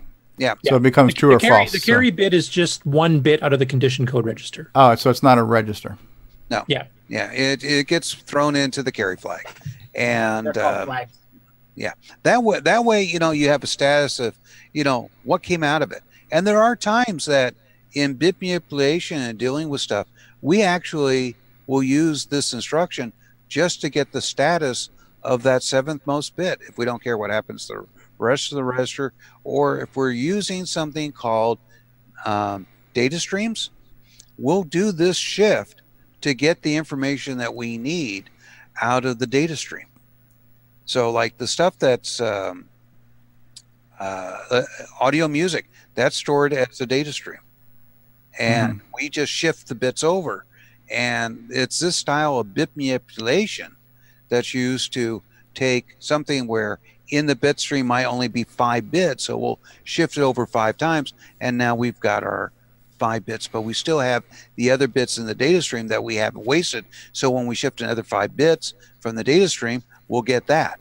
And this is part of the reason why bit manipulation is so important for microprocessors. Okay. All right. Almost sounded like you said bit mutilation there for a second, but yeah. If you do it wrong, that's probably... Yeah, that's the thing is when the code's gone crazy, I've seen some weird stuff on the screen. And by the way, in Canyon Climber, you know how the screen shakes when you go up the canyon? That was due to an error in manipulation. Yeah. Okay, mutilated. I was manipulating the graphics mode, and or I should say, you'd hit the graphics mode and manipulate and go, "Ooh, that'd be a cool effect." Yep. Any case, if I haven't got you off of DEFCON 5, let's go to the next slide. We're ready. Now we're going the other way. All right. Yep. Logical shift to the right. This does exactly the opposite. It's going to take all the bits and slide them from the high to the low. It's going to shift in to the 7th bit as 0. In other words, just like we had the lower bit come in on the other side, it was a 0. We're shifting in the higher bit to the 0. So bit 7 goes down to 6, etc., where bit 1 goes down to 0, and bit 0 goes into the, what is it, Steve? That's the compare. No, carry flag. The carry flag, yeah, carry flag. Right. Goes in the carry flag. And so in my example that I have down at the bottom, we have 4 1s followed by 4 zeros. We do the shift and we get a 0 followed by 4 1s and 3 zeros. In other words, yep. And so this time we are what we're carrying is the low order bit instead of the high order bit. Exactly. Yeah. Okay, so the carry in this case would be false. That would we're be just clear. moving a 0 into it. Yeah, okay. Yeah, it shifts a 0 out into the carry, so the carry bit is now a 0. Okay. So we haven't lost the carry. You know, the least significant bit, the 0 bit, we haven't lost. It's holding the carry in case we need it. And this is also very handy to do a divide by 2. But I must clarify this. Before in one of our lessons, we talked about signed and unsigned numbers. This is very handy for an unsigned divide by 2. So, and in other words, normal math. Anyway, but you know, you can divide number by 2, and you could figure out what the remainder is in the carry flag. Simple enough. Yeah. Straightforward. Let's go ahead and go to the next slide so we can get to a different style. Arithmetic shift to the left. This is the one I want to complain about.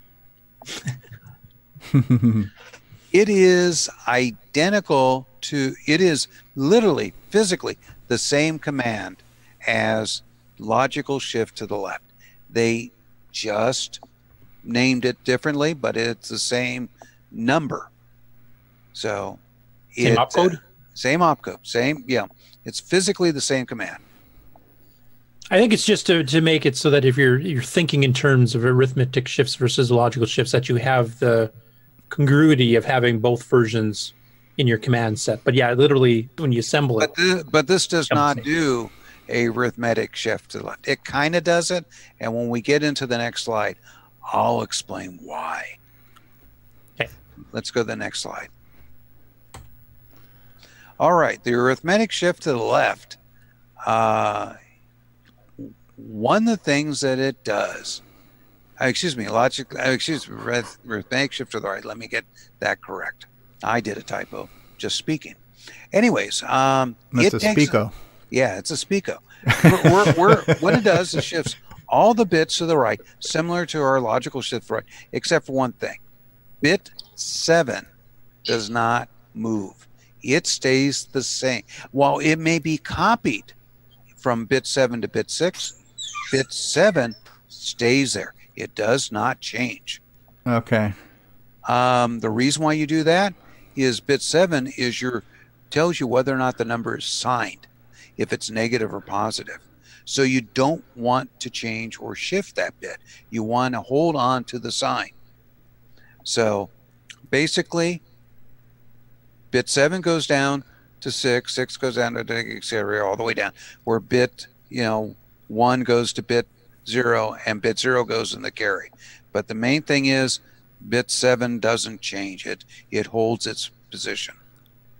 And so in our example down at the bottom, we've got 4 1s followed by 4 zeros. When we do the shift, we actually get 5 1s right, and 3 zeros, and then the carry flag will get cleared because that was a 0 in the last bit. Now, this is very handy for doing a divide by 2 if it's signed. Meaning you want to track if it's positive or negative? Exactly, you want to hang to it. And now, the high order bit 0 would be negative, positive, and 1 would be negative? Yeah. Yep, and this way it always keeps that signed bit. So if you're dividing by 2 with ASL, then it's basically treating it as assigned. So that top bit that says whether the number you started with was a positive or negative number stays the same. So if you take -4 divided by 2, it's -2. It's still negative. Whereas if you did a logical shift, which would throw a 0 in there, all of a sudden that bit changes. So if you tried to use that to do a sign divide, it would suddenly end up being -4 divided by 2 is +2, which is wrong. Right. And this is where I had the problem. Go back to the previous slide. Okay. Remember I said this is the same thing as the logical? The logical always takes the lower bits and moves them up higher, period. Yeah. So what's in bit 6 goes into bit 7. If this was used for arithmetic shifting of a signed number, whatever was in bit 6 would be copied into bit 7 and destroys. So you couldn't track the positive or negative. So when I say that I'm kind of upset about this one, they didn't do it right. The engineers messed up here. And I'm sure their software programmers are a little pissed at them, as I am, that they did not truly put a real arithmetic shift to the left instruction in. It sounds like we need to get Alan Huffman to record a jingle for Why Did Motorola Do That Now? So. You got it. You got it. So this is one of the really important things to understand is that while you can use this one to do signed information shifting down, that don't expect the arithmetically shift to the left to operate the way that the arithmetically shift to the right works. Yeah, that makes no sense. You add the same commands, but one of them works properly, the other one doesn't. Yeah, they should never put their put that in as a name for a command. It doesn't do what it's supposed to do. Right. So it's a beef I got with the processor, and it's the one that's kind of a gotcha for a lot of folks, because they'll sit there and they'll do this and you go, wait a second, what happened to my sign? Why did my number go from negative to positive all of a sudden? You know, it is something to be a watch for. So it's you got to be careful about that. In any case, we're getting close to being done here. We only have one last set of shifting instructions, and these are pretty handy too. These are rotate, and what's different about these is they're rotating through the carry flag. It is almost as if you're doing not an 8-bit rotate, but a 9-bit. They're considering the carry as part of the 9 bits of information in between the 0-bit and the 7-bit. Think about it like rotating in a circle, you know, around a clock. So once again, these work on the A and B registers and a memory location. In this particular case, where we're moving to the left, every single bit moves to the left. The 0 bit, which is the rightmost bit, gets its information from the carry flag. And the 7th bit, when it gets moved out, goes into the carry flag. So no information's lost. See, like on the other one, you were always like shifting a 0 in. No, now you're shifting in the carry flag. So if we look at our example that's, that I've got here, where you got 4 ones followed by 4 zeros, when you do the shift, you're going to get 3 ones followed by 4 zeros, and then whatever was in the carry flag will be moved into the bit 0. And this is really handy when you're dealing with numbers that are bigger than 8. Okay. If you have, let's go to the next slide because it really explains it well. Actually, one more. This is where I talk about this information where, you know how we've talked about before, the A and B register is really also the D register with them two combined together. It's a shorthand for the 16-bit of the two numbers. Well, if you wanted to, say, shift both of them and carry that information, you would do a logical shift on the B register, logical shift to the left B register. That would move a 0 in, but it would move the 7th bit into the carry. Then you would do a rotate to the left B, and that would rotate the carry flag in to the lower bit of the B register and move everything up. So this way you can shift the entire 16 bits of information without losing any of the bits. So this is where the rotate comes in. It allows you to use the carry flag to move information that would otherwise been lost.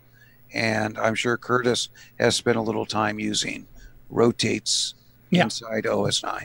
The beauty of it is that because it lets you rotate through the carry, no matter which direction you're going, you can move bits between bytes basically as you're going across, shifting. As Steve mentioned, that's good for doing the D register because you can only do rotates and shifts on 8-bit registers on the 6809. But this also works if you're on memory locations, like if you're dealing with fixed point numbers or 32-bit integers or something like that, like a 4-byte number, you can keep going across. You can go from the least significant byte and rotate it into the second least significant, then rotate into third, rotate into fourth. And there's no limit. You could do a number that's literally 64K long and divided by 2 by just rifling through and rotating all the way through. So you can do any kind of size of numbers this way. And this is used a lot in math routines. I can tell you, like Basic 9 uses it for integers. It does the 2-byte version. It uses it for the floating point, which is a 5-byte number. I think Basic, if James was here, somebody that's more familiar with Color Basic than I am, I'm pretty sure the floating point routines in Color Basic do this too, where it uses 5-byte rotates if you want to multiply a number by 2 or whatever. Exactly. So yeah, we're dealing with larger than 8 or 16-bit information, and it just allows us to shift it around. And there are times that I've used quite a bit in the video games where my position information is a 24-bit number. A good example of that was Axon. I'm flying around in space, and I have to figure out where I'm at. And trust me, 256 does not cut it. But the reason why I use 24 is I do fractions. The top 16 bits is the whole number. The bottom 8 bits of that 24-bit number is my fraction. And that allows me to have more smoothly moving things gracefully falling, stuff like that. But also in the case of Zaxxon, I was calculating a 3D environment, and then I converted it down to 2D for the graphic display. So the ship, when it was moving along that long fortress, it was moving thousands and thousands of dot coordinates as it moved along. It wasn't moving, something that could be held inside an 8-bit number. So yeah, it is. And sometimes there's these rotations you have to do in the calculation of the information, and the combination of logical and rotate allowed me to accurately do the calculations. By the way, for calculating the distance of a hypotenuse in things like Zaxxon and other games, there's no square root inside the 1609 processor. We're never going to cover that because it doesn't exist. And we all know that if you double A, double B, the square of one, square of the other, add together in square root, that gets you your hypotenuse. Well, there's another trick in math that you can do. If you take the longest distance of the side of the triangle, and you take the shorter side and divide that shorter side by 2, add them together, you are within 10% of the actual hypotenuse, which is good enough for compares of collision. And I actually made a spreadsheet recently just to check that out. Smaller values of the small value are a little bit over, but everything else falls right in place between them. But it's within 10%, so it's good enough. It's good enough for video game work. Anyways, the thing is, how do I get half of a number? I do shifts. I do my shifts and rotates. Shift to the right, I get my half number so much faster than trying to calculate a square root. Yeah. One other thing I want to point out too is this is really handy for doing things like screen scrolling. Because if you want to say take a P mode 4 screen, which is 1 bit per pixel, and you want to shift the whole screen to the right or a chunk of the screen to the right or the left, you do the logical shift and rotates to go through so it carries it through the bytes, and then you can actually shift portions of the screen left and right on a pixel level. So it's very handy for that kind of thing too. And that's part of what I wanted to really say about this lesson is you can just see how much we bit manipulate a byte to get the stuff to do things on the CoCo. It's everything from I/O to graphics on the screen. It's this is why they put this stuff inside the CPU, because they know that you're going to do a lot of bit twiddling. Yeah. But graphics is one place where you really use this a lot, because I mean, if you're drawing a font that doesn't fit on an even byte boundary, or you want to shift part of the screen left to right, or it's just all kind of, or manipulating large numbers. I mean, all that stuff is done through bit shifting. So these are used actually quite a bit. You're drawing fonts on the screen on a high-res mode. That's exactly how it does it. Yeah. So, we may start off this lesson where some people say, why would I want to learn about bit shifting or bit twiddling? Well, you're starting to learn just how much you're going to be doing that. You're going to be twiddling your bits. Twiddling your bits. Like you're twiddling your bits, like you're twiddling your thumbs. You're going to be twiddling bits. Let's go back one slide because I do want to cover the rotate right. It's almost identical, except for we're going the other direction of the previous one. Like before, you can do it on the A and B register, and you can do it on the memory location. As you can see, this designers of 1609 said this would be an important instruction where you would want to do it directly to the memory, not have to bring everything into the A and B register to manipulate it. Everything gets rotated to the right. The carry bit gets moved into the 7th bit all the way down. And then finally, when the 0 bit, that gets moved into the carry flag. So you're set there. And as our example before, we're looking at the 4 ones followed by 4 zeros. That would become the carry flag, whatever was status was there, followed by 4 ones, followed by 3 zeros. And then the carry flag would have been cleared. So simple, straightforward. They just go in the different directions.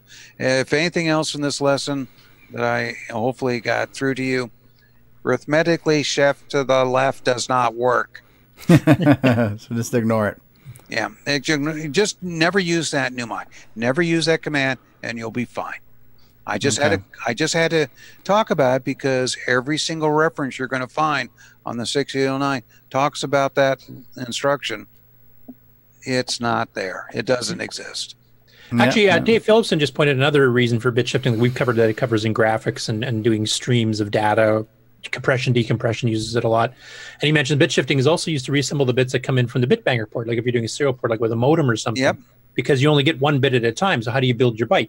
Well, you load the bit in, you shift it in, and then you shift in the next bit. You keep building your bits up until you got a full byte. Then you can store the byte in memory. I've got my ASCII character that came from, Neil's BBS or something like that, and you just keep repeating that over and over. Yeah, and the thing too is, even in modern computers, we found that it's actually faster to stream data. Your serial ATA drives are on your computer. Mm-hmm. They use serial. That's the whole thing. They use serial data, and because they're a simple serial line, they could actually transfer the data faster than the old style ATA drives, which were parallel. Mm-hmm. It's just that they could streamline how they could do the information, clock the data even faster, and boom. I mean, if you look at the difference between the size of the cable on a serial ATA and the old-fashioned ATA, one's a big fat thick ribbon cable that's got interference and capacitance issues, and I could go through all the time. I could go through all the engineering things that are just so screwy, trying to make it go faster and faster. And then they finally said, "Oh, God, this is not going to work." They came up with serial ATA because the old system was just pure trash, trying to go that fast. So it always fascinated me because when I first started learning about this kind of stuff, I always thought parallel would be way better. Because I mean, if I want to write a byte to a printer, why wouldn't I just write 1 byte rather than have to send out 8 individual bits? Because it makes sense. I mean, that instruction's faster. But you got to remember, at the hardware level, you've got to sync those bits. You can't have bit 7 showing up a couple microseconds too late, because now it's on the next byte to the printer. You just scrambled all your data. Now you're trying to print a capital A and you've got a capital Z or something, or Z. Exactly. I mean, physical limitations. Yeah, with serial, you always know you only have 1 bit. So if it's an on or off, you can hammer that thing as fast as you want, almost, because it's always going to be unique. And you just get the transition states you have to clock. With parallel, you got to keep all 8 or 16 or 32, depending how wide your parallel is. They have to be kept in exact sync with each other. Otherwise, you start scrambling your data. Exactly. And it also with serial, it makes it easier to do error correction too. Yeah. Which is the key to making some of this stuff work. By the way, if you ever looked at a truly modern spinning hard drive, 20% of the data they're getting off the hard drive is actually an error. It's the error correction that makes it work. ECC. So yeah, because basically, they're writing the information so close to each other, they get failures all the time, and it can be up to 20% coming off the hard drive is a failure. But because of the error correction, it corrects it and gets it back working. In other words, if it wasn't for the fact that serial, the fact that you had error correction, which it just won't work. I know we've gotten off our subject here a little bit, but it's just shows how important serialized data is, and rotation of data and manipulation of it like that is a key component. Anyways, let's see, where are we at? Okay, so we've done the right. We've talked about that slide already, so let's move on to the next one, which is very simply, now that I got at least Steve up to a 4 on the DEF CON, I think we should stop here.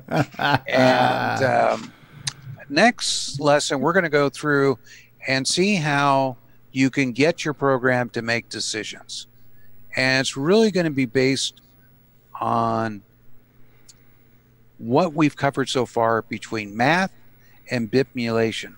Those two things put together is how the computer will decide to do something. And yeah, believe it or not, those decisions allow us to make the games, or do the finances, or do all the fun stuff that you do on a computer. And if it wasn't for the fact that the computer did some sort of thing with making decisions, well, it'd just be a calculator. All right, so I just want to make sure we are not talking about bit mutilization, right? Right. Well, sometimes what I've seen people do is for what they call a game is it definitely falls in that category. Okay. We want to manipulate our bits. We want to fiddle our bits. We can shift our bits. We can fiddle our bits, but we are not going to mutilate our bits. So, Now, is there any questions from the people on the panel right now or in the chat that aren't assembly language programmers by trade type thing? That is right. Well, what I would say we should do before we do that, let's take a quick break. And also, we have looks like David Ladd and Grant Leighty are together in the same place. I've been noticing that their cameras are now in sync, and so I think Grant actually went to go visit David. So I think there's a little bromance going on here. Really, Steve? Really? Did Grant bring his buffing pad is my question. Now we've got twice the David Ladd. Look at this. We got David in here twice. Put on your stereoscopic goggles, people. Yeah, we could never get him on video, and now we got double. I'm saying double vision. Double the David Ladd. So we shifted him left, and we left him in the carry, so now we've got both of them there. So. Yeah, after the last 2 weeks I've had, I've been having a lot of double vision. So yeah. Jeez. All right, so good. So we're going to save the questions We're going to take a quick commercial break, and then we'll come back. But we have Grant and David are together, reunited, and it feels so good. Oh, God. Jesus. Where's that mute button? And then we will take questions and comments from the panel and from the people watching at home and stuff like that. Thank you, Steve. Actually, I followed almost everything. Fortunately, I do have a somewhat grasp on binary, so it's easy for me to see how these zeros and ones were kind of going round robin here. What do you keep holding up there, Mark Overholzer? Is that... Oh, okay. It's a tablet. Okay. For a minute, I thought it was like an 8-inch floppy or something you had there. So weird. All right. Cool. All right. So we're going to take a quick commercial break. Maybe not so quick. Who knows? But we'll take a brief break, and then we'll be back, and then we'll cover questions and comments on bit manipulation, and we'll see David Ladd in stereo. David and Grant. All right. So we'll be right back. Thank you, Steve Bjork. Thank you. You're too kind. All right. So we'll be back in just a minute. Hi, this is Curtis Boyle, part of the CoCoTALK crew of people, and a lot of us are here down at the CoCo Fest, having a great time. It's the second day, and we're just about done, so you guys have to come out next year. Commodore. Hey everybody, this is Bill Noble, co-author of Nitrous 9. You are listening to CoCoTALK Live, the leading live CoCo talk show. Good day, mates. This is Nick Marionetts, author of such color computer titles as Donut Disaster, Rupert Rhymes, and Rockstar Pilot. And I am here today to tell you about the world's most fabulous operating system, OS 9. OS 9 and its current incarnation, Nitrous 9, is the most advanced operating system ever created. And what makes it so good? Ease of use. I find OS 9 so incredibly intuitive that I haven't once cracked open the user manual, and yet I've been able to create such incredible games faster than the time it takes to sing Waltzing Matilda. Using OS 9, I expect my next game, Funstar, will be done this weekend and distributed exclusively on ROM cartridge. OS 9 forever. Any resemblance to actual events to persons living or dead is purely coincidental. What's going on, everybody? The original gamer CoCoTALK here, and I want to talk to you about I'mACoconut.com. If you love the color computer like I love the color computer, then you got to visit I'mACoconut.com, your one-stop shop for all of your Tandy color computer links needs. There you'll find links to blogs and podcasts and project sites and emulators and downloads and groups and communities. If you love the color computer, head on over to I'mACoconut.com. That's IMACoconut.com. Tell them the original gamer CoCoTALK sent you. CoCo forever, people.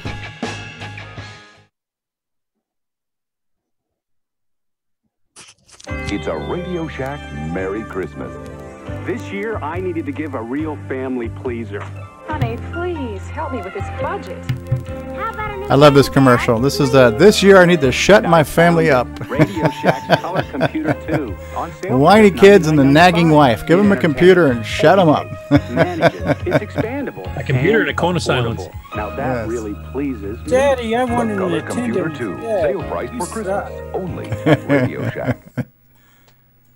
All right, we are back after a brief commercial announcement, and no DEF CON was reached by me. We stayed at DEF CON 5 the whole time. Simon Jonason has joined us. Hello, Simon. Welcome to the program.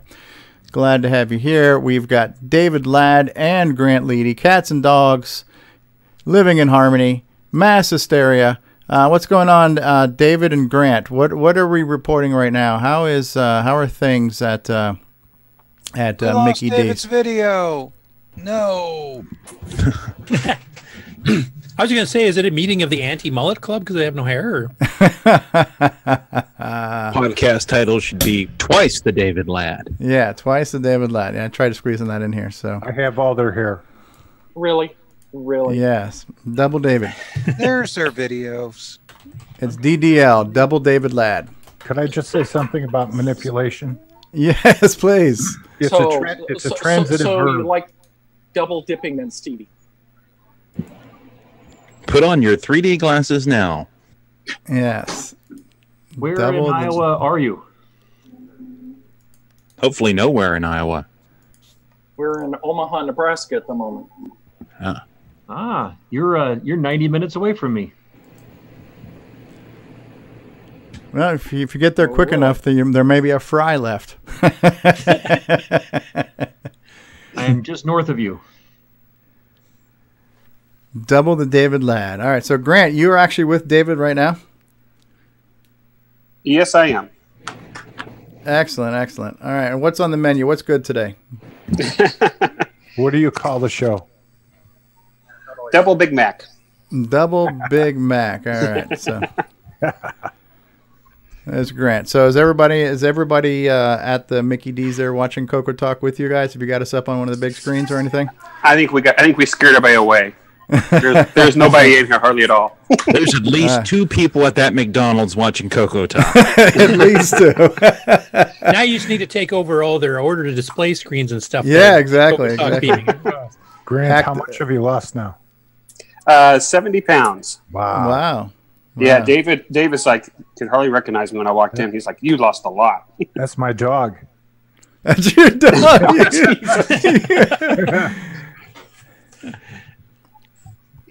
I could make a comment. Go ahead. Please don't. Go ahead, David. As David sips on his diet. with half water and everything. It's a David Ladd. Half diet Dr. Pepper, half water. Yeah. It's like Arnold Palmer had a drink named after him. David Ladd's got one, too. It's like he ordered a Dr. Pepper, bit shifted it to the right, so it's half the size of Way to call it back. All right, so getting back to Curtis's question right before the break. For those of you who are not fluent in binary, for those of you who do not often fiddle your bits and twiddle your other things, any questions, comments? Any clarifications needed? Yeah. Any DEFCON 1s? Anyone? No? Manipulation is a transitive verb. A transitive verb, meaning that it's in motion? Mm-hmm. Okay. What are you, an English major? Or? No, I have Merriam's dictionary up here. Well, it's just not a transient. Look it up. I learned never to cross the streams and never to skip to the left. That's right. So the arithmetic, the ASL doesn't work, right? The arithmetic, is that a word? Arithmetic? That sounds dirty. That's like testes 1, 2, 3. Huh? All right. At least I didn't get a CoCo STD. So.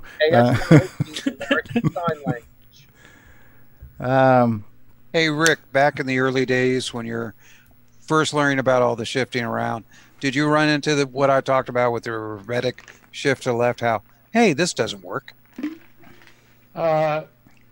Refresh my memory.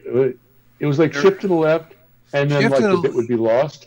Well, yeah, that's the thing is arithmetic is supposed to keep the sign bit signed whatever it was. In other words, the 7th bit never shifted; it stayed the same.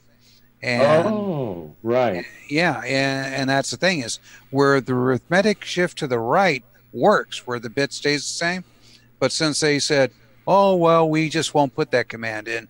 Not that many people use it. But because people like to expect to see it there, we'll call the logical shift to the left the same thing as arithmetic shift to the left. Right. Yeah. I just read the directions and, I knew what it did. So. Yeah, it's just. That's a fake news instruction is what that is. Yeah, I seem to remember also reading an article in some magazine that was talking about the 60-line instruction set, and the person was a little peeved at that too.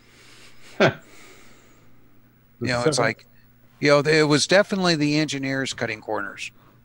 Yep. So I love the bit about well, we only need a 64K address space because it doesn't make any sense to have a $20 processor controlling $10,000 worth of memory. Yep. Well, even IBM had that mentality. That was delightful.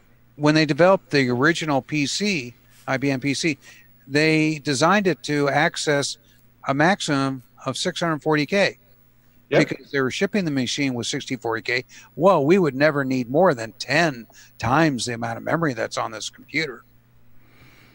And sure enough, it didn't take long before people had to, and I know Stevie knew about this and dealt with it, going through and setting up high memory so they could get their video games to operate. Oh, yeah. Because those stupid video game programmers used every bit that was on a normal computer, but if you added a particular IO card to your computer and it needed a little memory for buffer, all of a sudden those video games didn't have enough memory. Conventional RAM. Yeah, that was the key. Memory has always been the pain in the side. I mean, every time I develop a game, I'm going, gee, I got to make it work in this. And, and when you start talking about things like the console stuff, every video game, 60th of a second, you could only transfer information of what is going to be updated that video game frame in the VBlank, and the VBlank would only let you do 550 to 6,000 bytes of data update per frame. I mean, that was the limit, because you could not talk to video game memory during when the graphics processor was using it to display the graphic screen. So you could only use it during this VBlank period where it was turned off. And if you accessed it, you literally, the screen went blank. And, you know, so it's everything was like limit of how much information you could update, how much information you had to update. It's limits. Nowadays, people just waste memory like crazy. Richard had to go. Okay, I wasn't sure if Richard was going to be showing something off with his super high-powered magnifying lens, but Richard Lorbieski had to leave us. Goodbye, Richard. Eddie Serbinski had to go in the live chat. So did Davey Mitchell. Yeah. No, it's pretty cool. It's good stuff. Yeah. You're when you're dealing with binary, because I've been teaching IP subnetting for so long, I kind of understand relative meaning of bits. So that's not a foreign concept to me. Or the fact of data streaming. Well, I didn't understand the science. I understand what data streaming is, but I didn't understand the science behind it. So yeah. Yeah, that's cool stuff. Yeah. What is we holding up here, Ron Delvaux? It's the 7th bit by Russell Brand. Oh, okay. He's a funny guy. The 7th bit. Any other feedback or any other value-added comments on the whole assembly section there? Did anybody else see anything else that we should talk about? And from the comments, because I wasn't monitoring those. Oh man, there was so much going on. I'm going to back scroll here for just a minute. I was just wondering, what we may have to do is next time I do a lesson, take one of you guys out there on the panel and have you monitor the comments. Okay, so earlier when you were talking about the difference between bit shifting and bit rolling, Paul Fiscarelli says bit shifting can't hold a candle to bit rolling. Well, it can hold a carry bit. And then Rob Inman was wanting to know, are we going to have a bit twiddling after dark tonight? So that's that's always a possibility. Earlier, Dave Phillipson, which Curtis had mentioned, was mentioning that you could use this bit shifting to reassemble bits that come in from the bitbanger port, which is basically a serial to parallel conversion, or vice versa, parallel to serial. Eddie Serbinski said, thank you, Steve and Curtis. I'm assuming he means Steve Bjork and Curtis Boyle. David Mitchell said these lessons are very valuable. When we're talking about serial versus parallel, Paul Fiscarelli says it seems like serial can run at a faster frequency. Coco Man says you can shift your bits and fiddle your bits, but you can't fiddle your friend's bits. So I would never want to do that. Paul Fiscarelli says by comparison, serial is significantly higher and reliable at higher frequencies than parallel. Okay. Yeah, one thing I wanted to say to it, look at what they did with USB. USB is universal serial bus, and it's so information, and it keeps getting faster and faster. And I've got an old workhorse, let's see, HP laser printer 6P that I've had 20 more years, I don't know. And it's got the old-fashioned Centronics parallel port on there, and it takes forever to download a page from PDF into the thing. But my USB stuff, lightning fast, lightning quick. It just shows that going serial has its advantages. Yes, it does. Yeah, it's just come full circle, because there was a time in the days of the old 8-bit PCs where for a while the parallel port seemed like a faster way to communicate than the serial port did when we were measuring things in, yeah, because you could basically do kilobits per second. One shot, but as the hardware got faster and faster, it became harder and harder to clock it and keep in sync. And then they discovered going back the old way, your speed limits were a lot higher. Well, the other thing too is you had 8 wires traveling out with grounds on them like that. The propagation delays, capacitance, and other issues of all that cabling slowed down the data. And they found, gee, if you had a single wire, man, you could send that fast. Yeah, and length of cable, that was a big one. Like in our old plant there, we had parallel printers, high-speed 300, 600 line per minute ones. And we also had serial terminals running at 48 or 9600 baud throughout the plant. And parallel cables, you could only go so long before it did start losing sync and you get scrambled data. And the serial ones, we had like 200 feet long cables going out, through the roof and up into the press area. And those terminals never had problems with that for the exact same reason. Mm-hmm. So, yeah. I mean, as an engineer in the old days, I thought parallel, bee's knees, greatest thing, faster data, stuff like that. But then when we really started clocking fast, I had to sit there and say, nope, we got to go serial. We can make this cable simpler, lighter, cheaper. It's kind of like the $6 Million Man. And, make them stronger, faster. The word for today is propagation. Yeah. Propagation. Yeah. Propagation delays. By the way, just to show you how important propagation delays are, the Cray computer, how it was so fast, it actually used propagation delays, how long it takes for electrons to flow from one point to another to do its high-speed mathematical calculations. They literally would put in wires a exact centimeter in size to do the calculation. Wow. So they're using the thing that was keeping us from going faster to make the computer faster. Cool. That's hard to get your head around. DEFCON 3. Yes. By the way, if you've ever seen a picture of a Cray computer, it's built in a semicircle, and it actually looks like you've got things you can sit on that are in front of it. Those were the cooling units.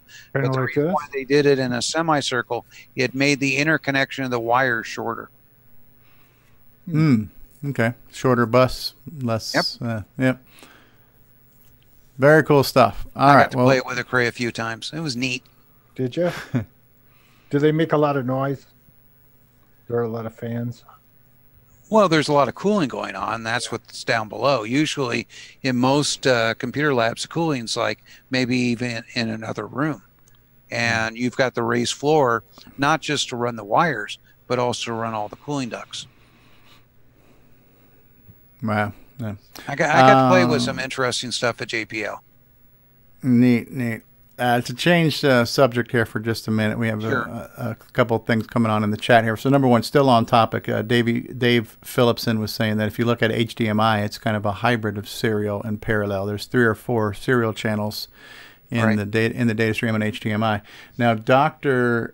X0079 is now asking us, has any of us heard of the Fujitsu FM77, because it has 2 6809 CPUs in it? Yes, and it runs OS 9 beautifully. It's like double David Ladd. We got double 6809. So you get some double floppies in there, and I think David would be a happy guy. Quad floppies. Yeah. And Jim Brain is actually working on a multi 6809, 6309 board for the CoCo 3 as well. So what better than a brain to be working on it? Very cool. All right, so do we want to now, Nick Marentes, do you have a CoreDUMP that you want to share with us? No, not today. I've been too busy with other things to think of anything. So one of the tools We're hearing David talking about tools. Dave and Grant are talking about their tools right now. I guess they've been bit shifting and bit fiddling under the table there. So, what did I say earlier in chat? You can fiddle your bits, but you can't fiddle your friends' bits. You guys missed that message. He didn't mention spooning this time. Oh my God, Stevie! I'm kicking your butt in 2 weeks. Parallel spooning or serial spooning? All right. So Curtis, you mentioned you have a newsworthy item. So do we want to go ahead and jump into some news, and we'll lead in with Curtis Boyle and what's new with him? Does that sound good to you, Curtis? Sure.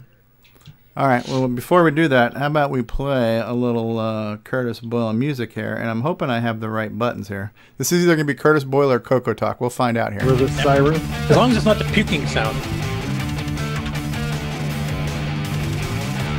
Okay. Well, we're not quite ready for news yet, so here we go. There we go. There's our little music segment there. Whoops, wrong button. I didn't hear Myro in that one. No Myro in that one. All right, Curtis. So. Okay, so just this morning, and I did a bit of work on it last night. I promised that I would get the beta 1 ease of use project out as of the end of August. Well, I missed it by a day because I've been too busy with work, and I kind of forgot Friday, the 31st of August, when I was planning on releasing it. Happens to be month end and weekend, so I had invoicing and I had payroll and a bunch of other crap I totally forgot about up until it hits, so I didn't get it done until this morning.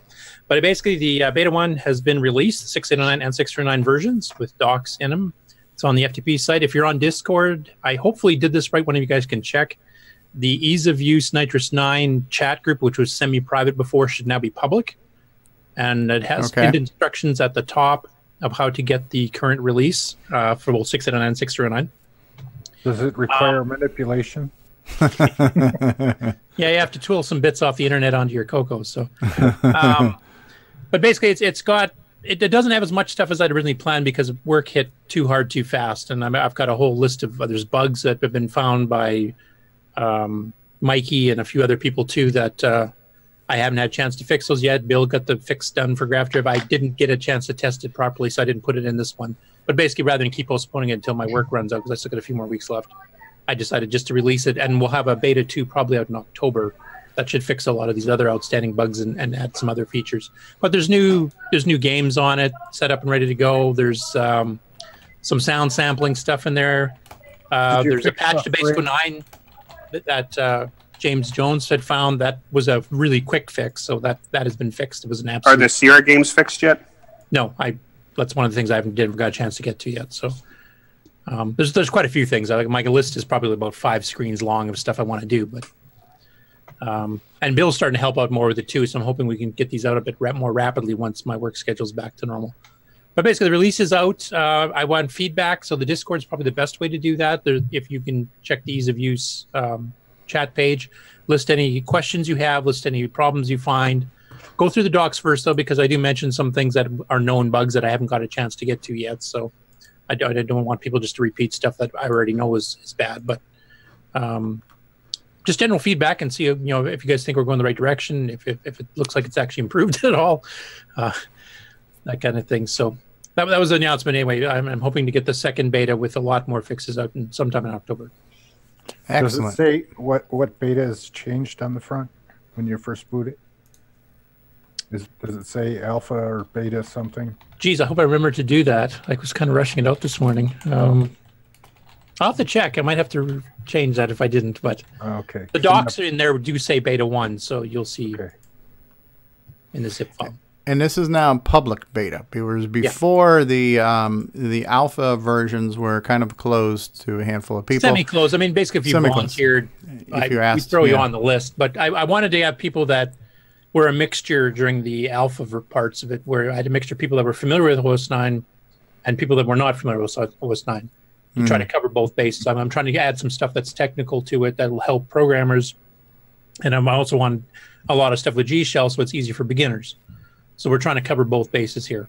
And the alpha was I was trying to get a mix of comments. We did have some people that gave us some good feedback and stuff here too, but I need more of the beginners now, in particular, to start feeding back, and I just need a wider range of people, because I mean, people were getting busy and they wouldn't be able to test stuff out. David has been, has had time constraints, and I've had time constraints, and Bill's had time constraints.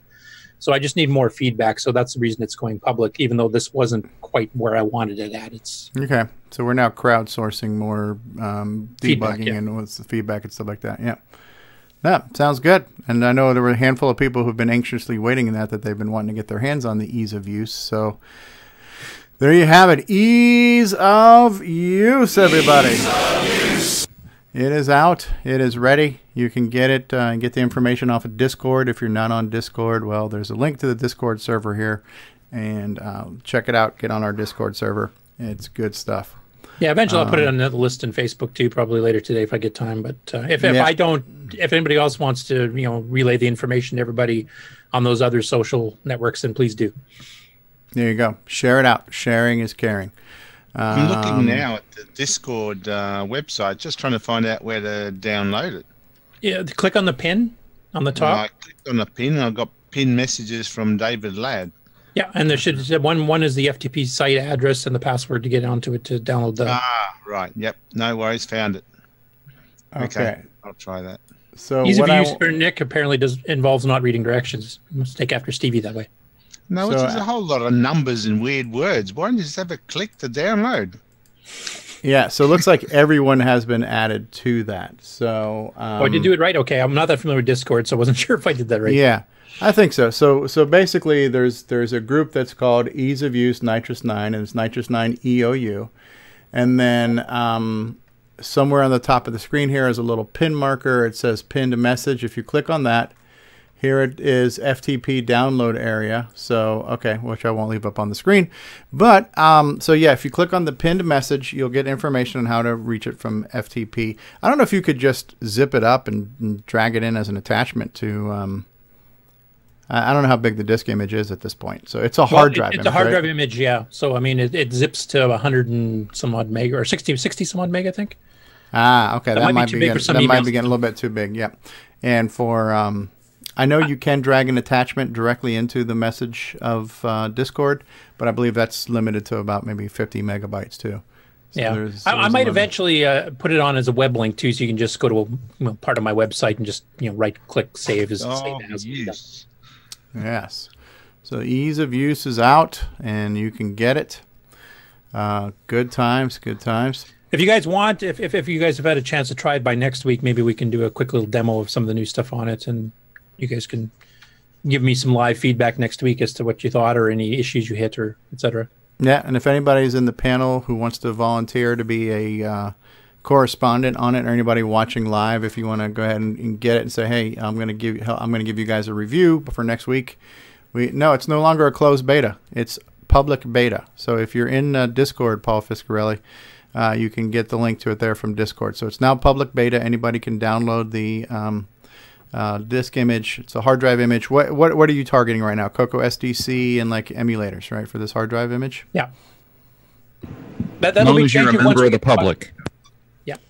We're going to have it SDC. We're basically limiting the hardware setup on it until the debugging is basically done, because it's a lot easier to debug if you've only got one base system to worry about, instead of having people with different drivers and different pieces of hardware and different hard drives and different floppies, and some are running them on Raspberry Pis or whatever. Like, I want to keep it limited until we get most of the big bugs that are system wide out, and then we'll start releasing the specific hardware model versions of it, and then we can start getting feedback on those if there's specific problems to a certain platform or a certain type of hard drive setup or something. But for now, we're keeping it simpler, where it's basically MAME, VCC with some caveats on the 609 side, which you can read about the docs, or a real CoCo 3 with an SDC. 512K required, I should mention. That's one change from the original OS 9, because it was really crippled when you're running 128. There's a few people in the live chat saying they can't see it. So if you're in the Discord server, it's almost all the way towards the bottom. And almost all the way towards the bottom. Where the hell is it now? Okay, it's called Ease of Use Nitrous 9. I'm trying to look at the permissions. It's looking like read messages. We need to be okay. They weren't able to read messages, send messages. Okay, so for the text permissions, the everyone group wasn't actually Send. I thought I set those. Did I maybe forget to save changes on? Because I did change those. Read message history. Mention every. Hold on, I'm fixing the permissions right now. Okay, I had done this, but I forgot to click save changes when I was done. Okay, so I have just. There it is. There it is. Okay, so check it again. My apologies. I'm not that familiar with Discord. we just fiddled some bits on the permissions here. So I did a rotate left, and I've switched them from off to on, and hopefully you guys can see it. I don't know if you'll need to log out and log back in of Discord for that to happen, but no, you didn't rotate. You Eord. Eeyore, there you go. I flipped them. Toggled. That's toggled the bits. I toggled my bit. I flipped my bit. All right. So Tom C says now I can see it. So Paul can see it. Tom can see it. There we go. The bits. My apologies to everybody there. I had done this because I did not change it, but I probably forgot to click save changes because I was on the phone with a client trying to rush to the show. So sure you did. Well, I was going through and I was looking for it too, and I'm going, okay, there's so many damn things up here now. You can't find anything. That's what it is. It was just lost in the forest. Ease of use. Speaking of which, isn't that where our other Canadian is today? Lost in the forest? Yes. Yeah, in the Forest of Doom. Yes. So an ease of Discord is what we're now working on. EOD, the Ease of Discord edition. Speaking of which, real fast, one suggestion. All the voice channels, they should be put at the bottom because people that come new, they think the voice channels are chat the text chats. Yeah, I've seen that. Yeah, they should go to the bottom. All right. I'm going to see if I can do. What would that be? Would that be an or? Oh, an don't do Eeyore? it during the show. Don't do it during the show. Sometime later today. Just move all those to the top, all the way to the bottom. There you go. And so we'll get less people that are away from keyboard. That's a flipping of the bits of the channels there. Flipping of the channels. So, cool. Just quickly, you've got on that FTP site, there's like a bucket load of versions on there. This is Alpha 3 or Beta 1? Beta 1. Beta 1, so it's the very bottom one. The versions are Alpha 1, Alpha 2, Alpha 3, Beta 1, and I'm leaving the old versions up there for regression testing. So if a bug shows up between... Can you make a folder, put old versions, and just have the current version to be the first thing you look at? I mean, someone who's not who is a novice at OS 9 says, "Oh, geez, I have to download all these." So yeah, I can make a folder for like older versions, I guess. Or like put all the old ones in there. If you want the old ones, they're there. But for the novice, what they see, that's the one they get. 6309 version, obviously. Hey, Nick. So Grant and David are at McDonald's. Would you like fries with that order? Would you like to supersize that request? Can they fiddle some bits for me? Fiddle some bits. Yeah, the reason we're keeping the old versions, though, like I said, is for regression testing. So if a bug shows up between versions, people, rather than just instantly saying there's a bug, they can go back to the previous version and try that, whatever caused the problem. And if it goes away, then then I know to look that the code I've changed between versions is what's causing the problem. If you go back through them all and discover the bug's been there the whole time, it could be a Core Nitrous 9 problem, which David and I discovered before I got busy with work, like the joystick or the mouse cursor not being able to go to the bottom 8 lines on a 200-line screen has actually been in Nitrous 9 since I don't know when yet. Between 2.01 and 3.30, I didn't go back further than that, but it's been in all of the ease of use betas because it was based on the Nitrous 9 3.3 code branch, and that bug was introduced at some time between 2001 and 2015. So that's one I'm tracking down, and hopefully we'll have fixed in beta 2. But that kind of testing, at least we can get some of the people helping run it and try it out can actually give me some further information saying, you know what, this bug only showed up between Alpha 2 and Alpha 3, or Beta 1 and Beta 2 or something. And that narrows down where I have to look for that bug and should speed up bug fixes. Okay. So put the old versions on the top and the new version on the bottom. So when Nick's on the bottom of the world, he'll see the new version first too. So that's how he's got it at the moment. The old version. I think it's just an alphabetical sort. I don't know if you have to keep directory with a sort by date, it might be better. But make a folder, put the old versions, and we clearly know that they're all the old versions. Just because you're a legendary game designer. Yeah, you're just becoming a diva now, Nick. So. Yeah. He may be an expert game programmer, but he sucks at the English, like alpha, beta. So I don't know why that's so hard. It's like saying, is 3 greater than 2? I don't know. That's when you shift your bits. Yeah, that's it. Shift your bits. Shift your bits into high gear. So, how do you shift your bits to Australian? Okay, I've just downloaded it. Okay, there you go. Hey, I did want to mention one other thing I forgot to mention. Like some of the people that have been following or been in the ease of use semi-private room know that Basic 09 is one thing I'm trying to concentrate on, because I think a lot of people could write some games and stuff in there much better than Disk Basic could do, because it's faster and has a lot of extra features. One of the things that it's added in this alpha is I've actually created the new Graphics 2 module, which is for calling graphics commands, but it's the extended version that supports high-level menu handling. So you can actually do pool on menus and stuff from Basic. It's kind of like the window master that Nick's been researching under RSDOS. Okay. So that's in there, and it's also got the extra filled circle and filled ellipse commands, which have never been in there before. So, and that works on both 609 and 609 versions, so that it doesn't matter which base machine you're running it on, you can be able to do that. And I have some sample code in there that's mentioned in the docs that you can look up if you want to see how to use these new commands. And there's some docs right on the hard drive image itself you can look at in Nitrous 9 if you need to look it up. So I'm hoping you guys can fiddle with that and make some pretty incredible looking games in Basic. Excellent. Looking games.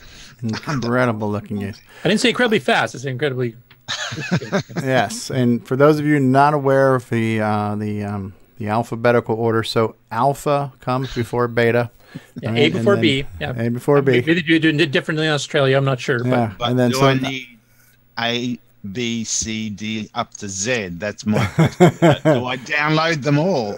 I well, before now you're confusing E. the Americans mentioning the Z thing, Nick. They have a Z. So.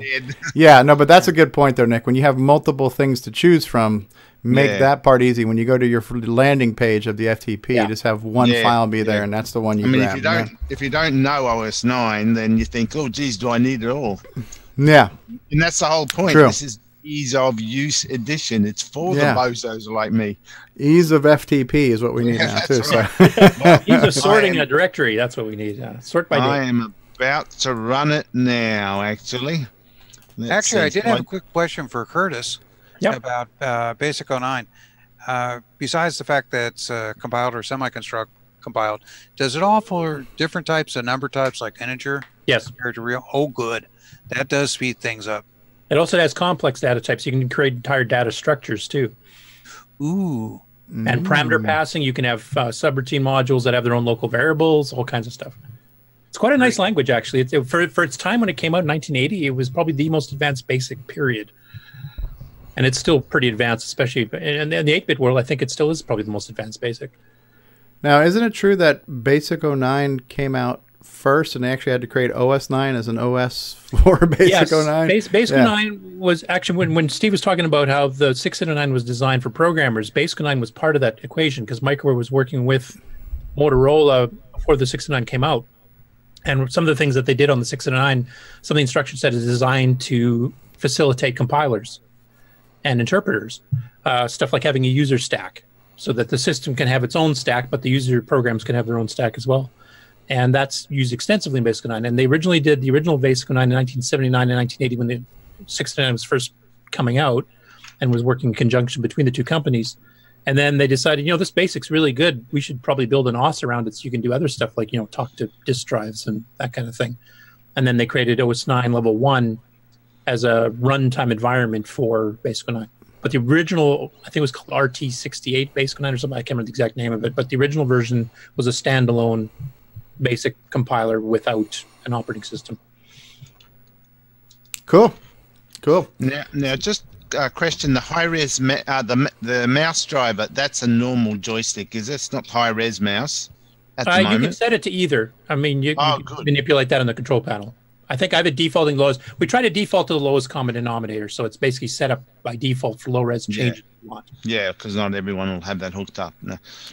I also got instructions in there. If you're like Stevie and you, actually people read instructions, you can also turn on the keyboard mouse. If you don't even have a joystick or mouse, you can still manipulate the mouse cursor.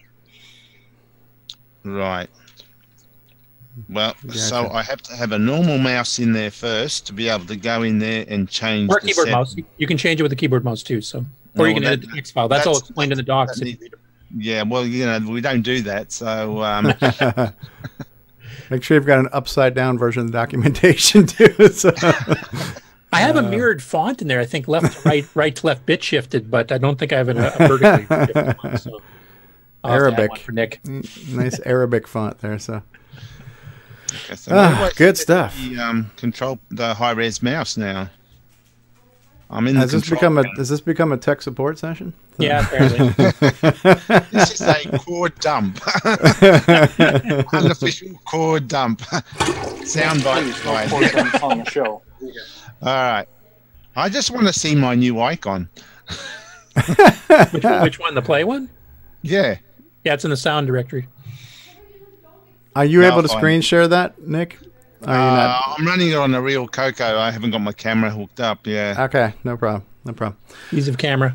There you go. All right, so the good news is, and it's now visible too, if you get into Discord and you look for the Nitrous 9 Ease of Use group towards the bottom of the list in Discord, you will see a pinned message, and from there is the information to log into FTP.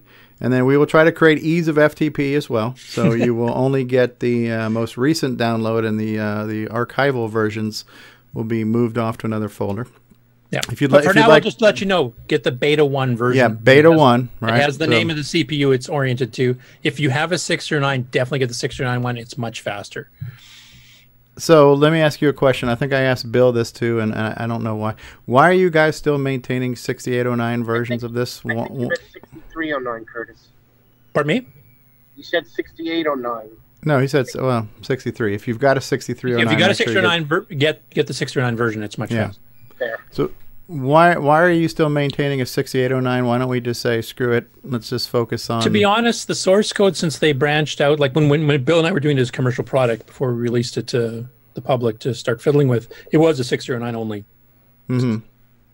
And they decided to branch it back and make it 609 compatible. And now they've got if equates and stuff in the source code for the entire operating system and all the commands that's got dual chunks of, if it's a 609, use this chunk of code. If it's a 609, do this chunk of code. For me to have to rip all that back out again. Oh, would take so weeks. it's not even a question of trying to. It's okay. So basically, at its core, it is a conditional fork. Yes. OS in the kernel, for lack of better terms. And then to change that, you'd have to change everything, and that's not what your project is doing. To be honest, that's not worth the effort for me. And to be honest, since they made all the effort and the trouble of adding in all the new commands we added and all the new system calls, and backported it all, then I don't want to have their time have been wasted too. And it's not that big of a deal for us to maintain now that they did all the work of making it conditional. Okay, fair enough. I just, because not knowing that part, it just seems like, man, you're having to make 2 versions. It's like, I'm thinking about what I'm doing with Cosmic Aliens right now, and I'm thinking, do I want to put all these if-thens in one program? If you're a CoCo 3, ask for RGB or composite. If, I'm almost thinking I just want to save 2 different versions. I'm going to have a CA CC2 and a CA CC3 on the disk image, and not have my program have to give a shite what computer you have. I've got the CoCo 2 version that gives 0 Fs about the CoCo 3, and I have the CoCo 3 version that gives 0 Fs about the CoCo 2. And I don't, for me, I don't want to have to write a bunch of software to figure out what my hardware is. And we didn't do that when we originally did Nitrous 9. Between 1992 and 2001, it was strictly 609. We did see some obvious changes that would really help the 609, and that's what Alan DeCock released as a tune-up, which was tune-up was meant. I mean, one, it was nice that people were getting speed ups on IRQ handling and some graphic stuff, just as a bonus. But it was meant to entice people to get Nitrous 9 because they're going, try this. This is a free download. It'll speed up your OS 9 right now. But if you get a 6309 and you buy Nitrous 9, take this speed up and times that by 2 or 3. Right. So it was kind of an incentive to actually get people to purchase Nitrous 9. Right. Okay, so Tim Franklin says, and he might be in the minority. I'm not sure about this. I can't speak for all people, but he's saying he's a purist who will not put a 6309 in his CoCo. Barry Nelson as well has said Barry Nelson. Well, listen, you got to respect that. I don't agree with it, but I respect it. To me, it's like, listen, if I could put a supercharger in my brain, I would say, well, do I want to be pure and dumb, or would I like to be like smart and fast? And to me, that answer is obvious. Well, it's like, I want to run Windows 10. Can I do that on an 88, please? Yeah, right. On CGA. No, I get it. There are. I mean, I get. I have. Yeah. No, I would. I mean, for some of these collectors, I mean, the original machine is what they want. They don't want it all gussied up. Right. Yeah. Right. And so, in that respect, and that is a valid. That's extremely valid. I respect the machine as it was. I don't want to tamper with it. So in that case, then yeah, we're not going to do it. Now, unfortunately, even to be a purist, you have to at least acknowledge the fact you're going to have to open up the case to add the RAM, right? But that was something that a pure CoCo 3 could have done too, right? Up to 512. If you're purist, up to 512. Wouldn't be going past that. Right. Okay. So, but yeah, so an original CoCo 3 did not have this CPU, so we're gonna play that angle. Yeah. And I should mention the new system functionality, like some of the new commands and stuff we've added, it applies to both 609 and 609 versions. But there are some optimizations for the 609 that I've been making notes of, because there's a few things I've learned over the years that I didn't do back then. So there are some more speed ups even for the 609 version that will be coming in future betas. Okay. Including some graphic stuff. Excellent. All right. Well, have we beat the EOU announcement to death? Yeah, I was meaning to just be announcement, not debugging. Yeah. not debugging Nick's understanding of English, but yeah. Okay.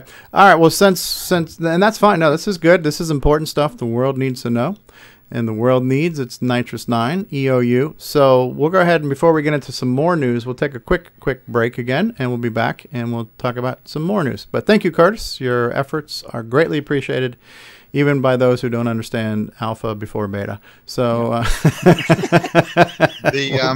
like the speaker icon. You like? I'm in the sound menu now. It's good. I thought you did the trash can icon. I did the speaker one as well. So we're getting. I had a speaker icon back when I had my TC9 as my native LCD, but when that hard drive crashed, there's a lot of graphic stuff I lost. I had a bunch of graphic icons for graphic viewing. I had stuff for playing sounds, not quite as good as Nick's, I will be honest. I had a few other things too, like I had 4-color mouse cursors that had a 3D look to them too, not just the plain 2-color that's in there right now. But I've lost all that, so I'll probably get Nick, because he's pretty good at doing that, I'll have to admit. Him and Hugo Delfort are really good at doing these. Yeah. So I'll probably get them to help me out making some 4-color like mouse cursors and hourglass cursors and that kind of stuff too later. No problem. Ease of icons. So. Ease on the eyes. Yeah. Yeah, it does. It looks good. That's important. That's important. All right. Time for a quick break. We'll be back. Hopefully this is not another Bruce Moore commercial. So we're going to have a little bit less Bruce Moore this time around. Now, we're just kidding. We love you, Bruce, even though he's out there in the forest of doom right now. All right. Hi, this is Dale Lear, designer of TRS-80 Color Baseball, and you're listening to CoCoTALK.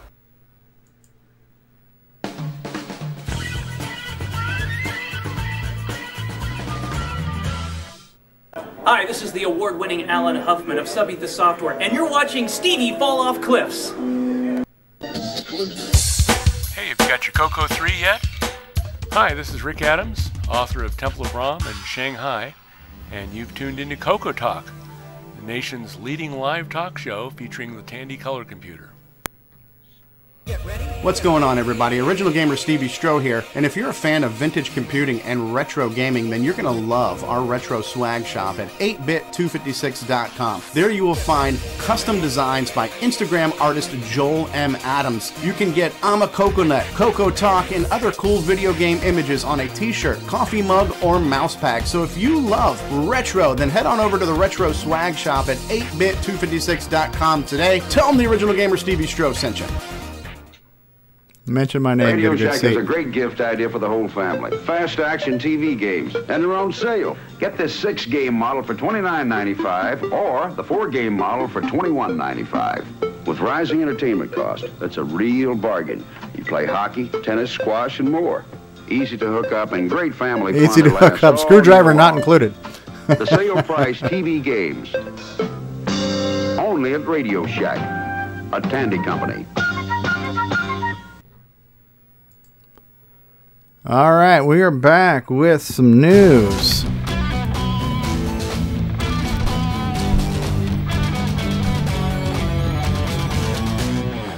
Straight from the headlines of Facebook, we bring you nothing but news. This is not fake news. This is real news, but this is what's been going on this week in the Facebook group. I'm not in the mailing list anymore, so I couldn't tell you what the hell's going on there, but I'm sure they're having a good old time. So Alan Huffman has come out of hibernation and has discovered the fact that Radio Shack is now available at some of these hobby town places. So he posted a link there. He also had posted a link recently showing how you can search for, if you go you can find Radio Shacks online to find out where the closest Radio Shack is to where you live. See, in hobby towns, Radio Shack is sold here. Hobby and DIY electronics. It's showing some drones and whatnot. Get yourself a realistic drone here, a tandy drone. Here we go. This is what we're kind of used to seeing, right? The pegboard wall. We got wires. We got little bags of stuff here, so that's kind of cool. It's just good to see again. And if you think about it, this is an extension of a hobby. So if you were, a lot of hobby places have the tools you would use to make jewelry and like bend wires and clamp things and stuff like that. So, you know, if you're into the electronics hobby, it's kind of a natural extension of needing those types of parts and tools and resources. So it actually is a good fit to have Radio Shack electronic parts in a hobby store already. Yeah, cool stuff. These are infamous, these pegboard displays, right? So very cool stuff. Has anybody been to a hobby town Radio Shack recently? Or any Radio Shack, a franchise store, anything like that? Not I. Nope. Okay. I know a few people. I know Jason has been posting some pictures. I think Jason Reichert has found a Radio Shack or two. When I went to look it up to see which one's close to me, I got a bunch of restaurants in the area. Yeah. So that's cool. So if you get a hobby town near you or an actual a complete Radio Shack storefront, like a franchise one, that would be cool. It'd be interesting to hear some of those stories. These pictures here I thought were interesting, and I'm not exactly sure what the heck Ian Maverick is doing, but Nick, Ian's a neighbor of yours, right? He's Australian. Yeah. So he's showing off. Here's a Model 3 because it's silver, right? This might even be a Nick Marentes game here for all. No, that one's Cosmic Fighter by another company. Yeah. Is that Big 5? Yeah, Big 5. Yeah. Okay. Now, given Australian backwards numbering like Alpha versus Beta, that's actually the Model 1, right? In Australia, and then the Model. Right. Now this one on the right. That's another game. Is that these graphics? So this is high res graphics. So is this a model? No. Is it high res or? Yeah, that one is. I think that's using the high res board. Oh right. Well, yeah. Okay. Okay. It does look high res, doesn't it? It certainly does. Like here's Donut Dilemma. Now is this? Yeah, is this your Donut Dilemma? That's mine. Yeah. Okay, yeah. And you had a title screen that looked like that. He caught it just when it was flashing, so he got the inverse copy of it. Okay. It doesn't look like that, no. I mean, it looks good though. These letters look pretty good. This looks fairly high res. Yeah, it's all low res, but it's not bright colors. It was flashing right at that point. He must have just taken the photo and he caught the bright frame. If you move to the next picture, that's the game itself. Yeah. That's okay. Donut Dilemma, yeah. Right. The greatest Donkey Kong clone in the history of recorded history. Now here is Canyon Climber. Now this must be PAL because we're not getting the artifacts here. Yeah, it would be. Yeah. Okay, so we've got a silver CoCo 1 with a CoCo 2 keyboard. That's a nice contrast there. Here's an Apple II with Donkey Kong, which is not as good as a CoCo Donkey Kong. Cosmic Fighter, is that a Big 5 game? Yeah, that was that first photo okay, that's you showed there. That's it okay. Again, but that's the title page. Yeah, nice little layout he's got here, Ian Maverick. Ian Maverick will be at Tandy Assembly again this year. Unlike some of our other Australians, he finds a way to make it to the United States. So Nick's too busy buying Ferraris with all his property.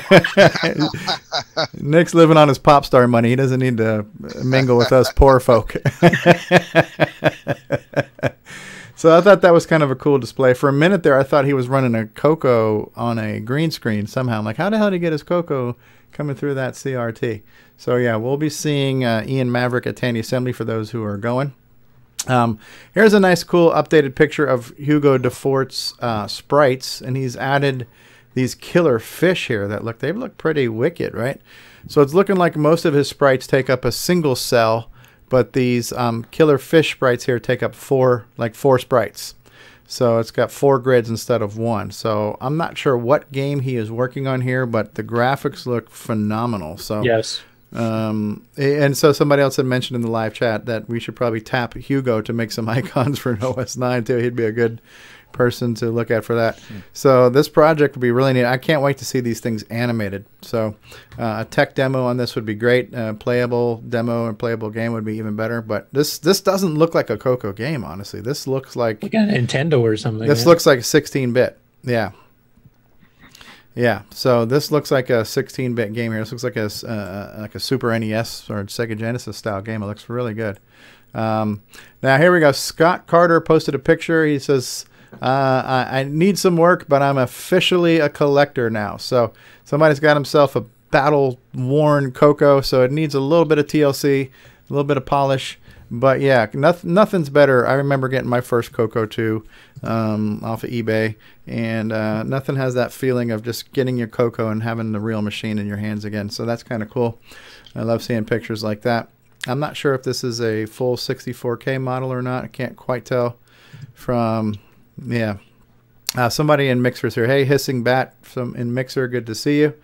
What else? So Paul Thayer, and we need to boost these numbers here. These are some rookie numbers, right? So we got to boost these. So Paul Thayer, though, and this is great, though. He said he's got 31 copies of Timberman out there. He's thanking everyone for supporting his products and his projects, and he's talking about his new projects he's working on now.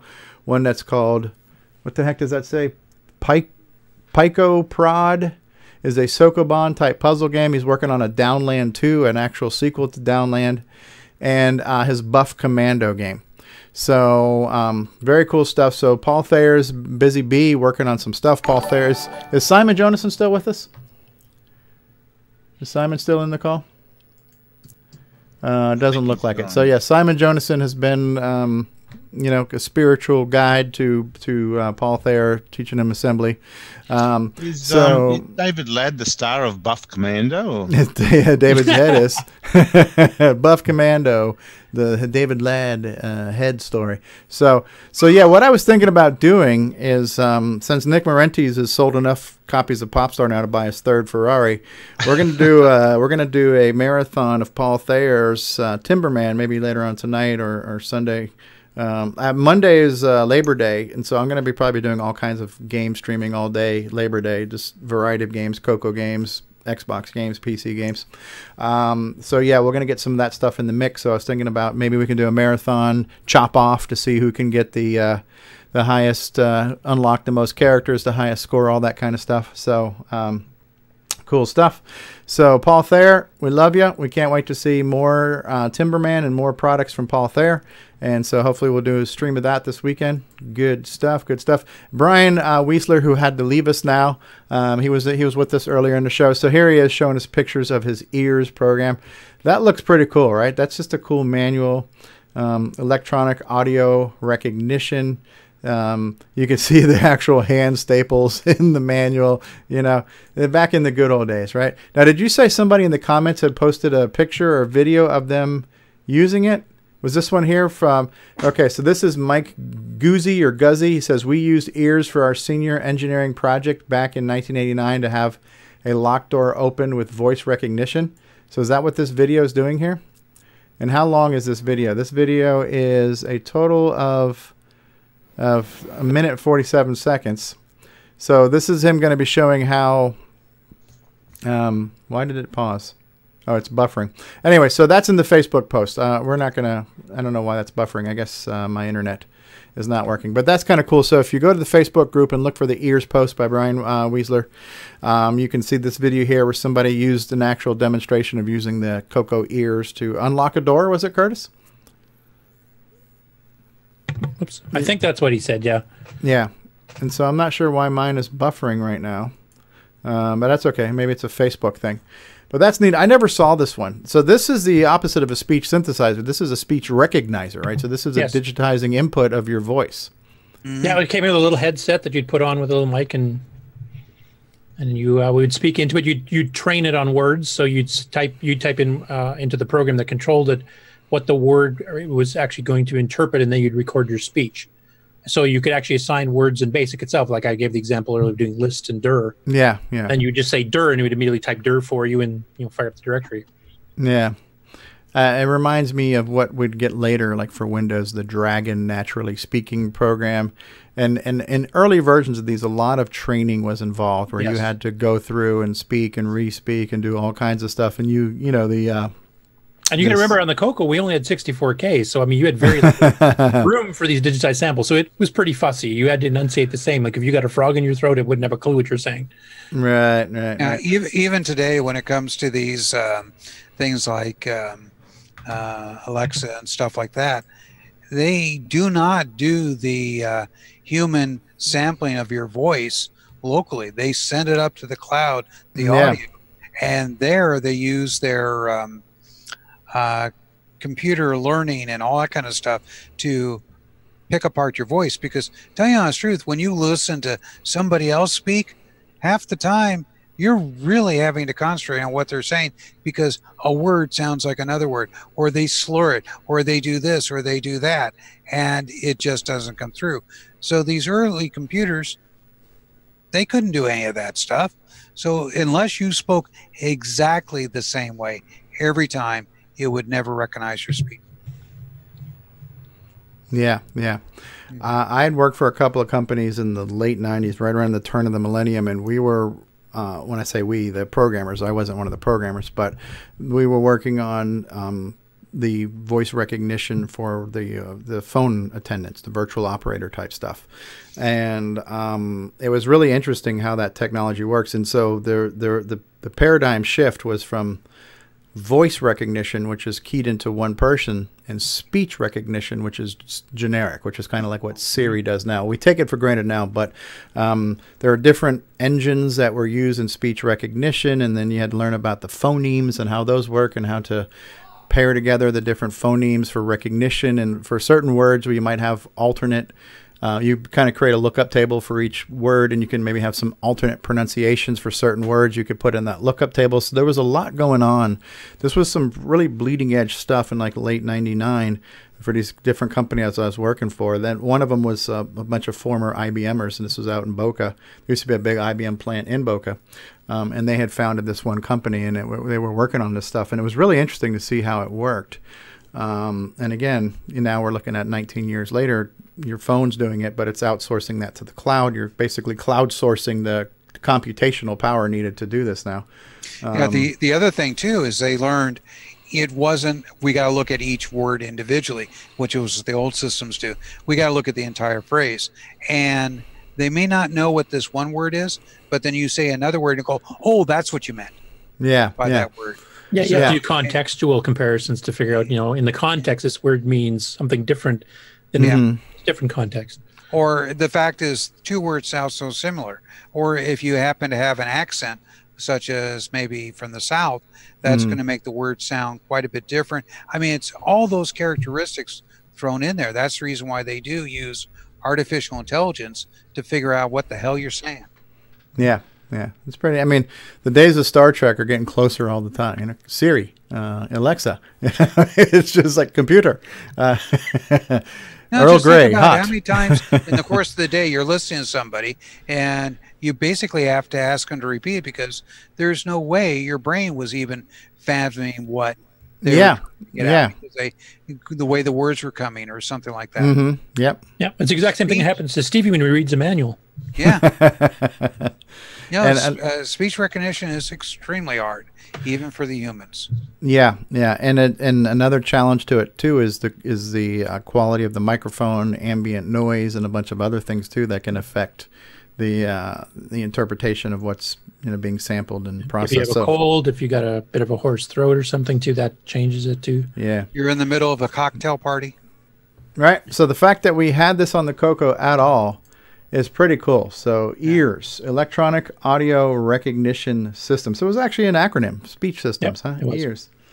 That's pretty cool. That's pretty cool. So these things are neat. And I believe Brian mentioned that the ones he had were his own. And like Ron Delvaux has got a lot of his original stuff. And that's got to be the greatest feeling. When you have these things, it's been like a time capsule and a treasure chest, and you open up that box and then you take it all out and you've got all your original stuff. And for me, unfortunately, I don't have any of my original CoCo stuff. So all of my retro stuff now is all eBay acquisitions. But it's still nice to have, but it's got to be even a little bit sweeter when you've got your originals, and who was somebody recently posted in Facebook saying, "Hey, thanks for having me. I just acquired a collection from a museum." I forgot that guy's name. I should have saved that article. So we're looking forward to some of his things he's going to post on some probably fairly rare and seldom seen items. If anybody can find that one, let me know. I did want to mention too, like Ears, as far as I know, it was only a CoCo 1.2 product, so it only used up 64K. I would love to see somebody take Ears and patch it or rewrite it for the CoCo 3 first of all, so you can get the double CPU speed. Maybe even 6 through 9, so you can process the voice even better than you are now, and also use 512K for the samples it's keeping to compare, because you can actually make a pretty decent size library of commands with it nowadays. Right. I'm just trying to scroll through here to find this person who, not my CoCo, but there's a cheap CoCo on Goodwill. All right, I can't find it now, but somebody had posted saying, "Hey, I'm new to the group and I've got all this stuff." So we'll have to find that one. Good stuff. Yeah, that's neat. Does anybody remember? I don't remember who made it or what it was called, but there was a software-based speech synthesizer too, where you could speak up. I don't remember what it's called. I had it. It sounded really hoarse. Yeah, it almost sounded like, you remember Fury by Computer Shack. Yeah, it was a really low sampling rate because you had to fit it in memory. It was called Speak Up. There was a 16K version and a 32K version. And I discovered that if you did the double speed poke on the CoCo 3, it actually spoke, higher pitch, but it actually sounded better because it effectively doubled your sampling rate while sounding like a Muppet. Okay, yeah, that was kind of a neat task too, to have software-based speech synthesis. There's some pretty neat stuff came out of the CoCo for a machine that didn't really have dedicated hardware like a sound chip or a speech synthesizer or a music synthesizer. It's just been a lot of neat projects came out of that. So a lot of innovative stuff. Just don't get me started about not having a sound chip. Yes. Cool stuff. All right, so let's switch over now to maybe not necessarily news, but we're getting more into the area of events and other items.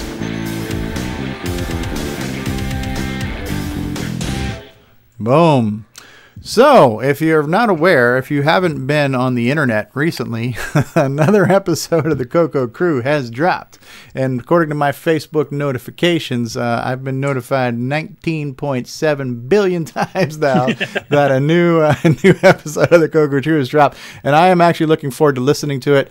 And so what I do like about the website is if you go to CoCoCrew.org, and so they're on episode 39 now, which is their 40th episode because they started on 0. So 40 episodes, 40 months, 48. We're going on 4 years, right? So about eight months away from 4 years of the CoCo Crew podcast. That's an achievement just in itself. And with all the money you make on a podcast, it's hard to see how these guys have remained humble this long. But there is so what's going on here? We have let me do like what she said, and can you make it a little bigger?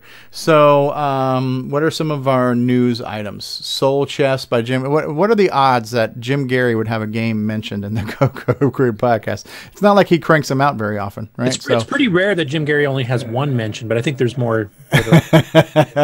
So we got some Jim Gary stuff here. DriveWire development update. Guess who's got a MIDI to MML converter? Sheldon McDonald. Learning 6502 assembly. So we got a lot of different news items in here, and I don't know that these are timestamped, but you know when the news starts, and there are links to any of the articles here. Hey Steve, I've got a bulletin that just came in. Okay. Allstate's got a new product that they just came out with called DriveWire. Allstate. Yep. It's a module you plug in your car, and it kind of spies on your driving. Yeah. Discounts, but they call it DriveWire. Oh, neat. Somebody should have trademarked DriveWire. Yeah, I believe a lawsuit should be in order at this point. Yeah. So let's contact CoCo. I don't know. That didn't department. work all that well for Microware versus Apple. Yeah, for OS 9. Yeah. Yeah, it's either Allstate or State Farm. One or the other came out. It's DriveWire. Here we go. So this is I was trying to see what this link was here. So one of the links that got posted in there. Yeah, I've got one. I've got the progressive snapshot that does that, and a few of them have that where if you agree to have your privacy invaded, you can potentially get a discount on your insurance. But they're not allowed here in California. The fact that it's called DriveWire. Now, David Ladd would probably want to somehow connect to that via Bluetooth and make a CoCo project where he can communicate with his car diagnostics over DriveWire now. DriveWire. TTL, ESP. So here's your news articles. We have some feedback sections. We've got a host discussion, how much difference is due to fuzzy memories, a tech segment using a headset adapter with a cassette port, an interview with Ron Klein, which I'm looking forward to listening to. And he's going to be at least a regular or semi-regular yes for them. Yes. Neil's Corner. So Neil Blanchard is reviewing Furious Felines 2 from our good friend of the show, Diego. Yeah, so Ron Klein, we had Ron on not too long ago where talking about the Cocoa Pie project, and Ron's a really good guy. And so, yeah, I'm looking forward to hearing his interview, and it's sounding like, because I think John Linville posted something in the Discord group saying that Ron Klein might become a fairly regular addition to the CoCo crew. So the CoCo crew is expanding. So good stuff. Yeah, that's not a rumor thing. That's actually official. That's right. That's official. Okay. So there you have it. So part of what's going on right now is the latest episode of the CoCo Crew podcast. So make sure you give that a listen. We should remind you that Retro Challenge is still going on right now. So if you want to go to retrochallenge.org, the September edition of Retro Challenge is going on. And I believe, here's the rules, right? According to the rules. And okay, I got to make it bigger again. Because I'm old, I can't read. It says it commences on September 1st, so you got the entire month of September, from the 1st to the 3rd. In order to qualify, computer systems must be 10 years old or older. Gaming consoles, if they're made by the previous century, where appropriate, replica hardware or emulators may be used. Entrants are responsible for adequately documenting their projects and submitting occasional updates during the contest. The standard is a blog or post daily and weekly or so. Project may encompass any aspect of retro computing that tickles the fancy. Winners will be carefully selected and adulation bestowed, and have fun. Okay, so this is twice a year Retro Challenge, I think? I think it is now. It used to be a bit more often, but John just doesn't have the time to do it as often. Okay, and who are the entrants right now? So John Linville has an entrance. Matteo is doing something. Matteo's in Italy, right? And Tom Porter. Tom Porter's an Apple guy, right? Mark, you're muted, Mark. I can't hear you if you're talking. So Vintage Bolts is an entrance. Jason Falkowski. Yep, I'm on there too. Okay. Michi Ramkers. So you can see who... Okay, Mark, this is a special project that actually can be compiled in time. I'm attempting a multiplayer network text adventure. So you're going to do this in 30 days? I'm hoping to. I've been trying for 2 years now. I haven't succeeded. All right. There you go. That sounds like our Nitrous 9. Okay, so Anders is going to scan manuals for Commodore PET Basics and dumping wrongs and developing VIC-20 games that utilizes both 40 and 80 columns. That's cool. Here's our friend Diego. Write a CoCo version of Hippo Teeth. He talked about that last week, right?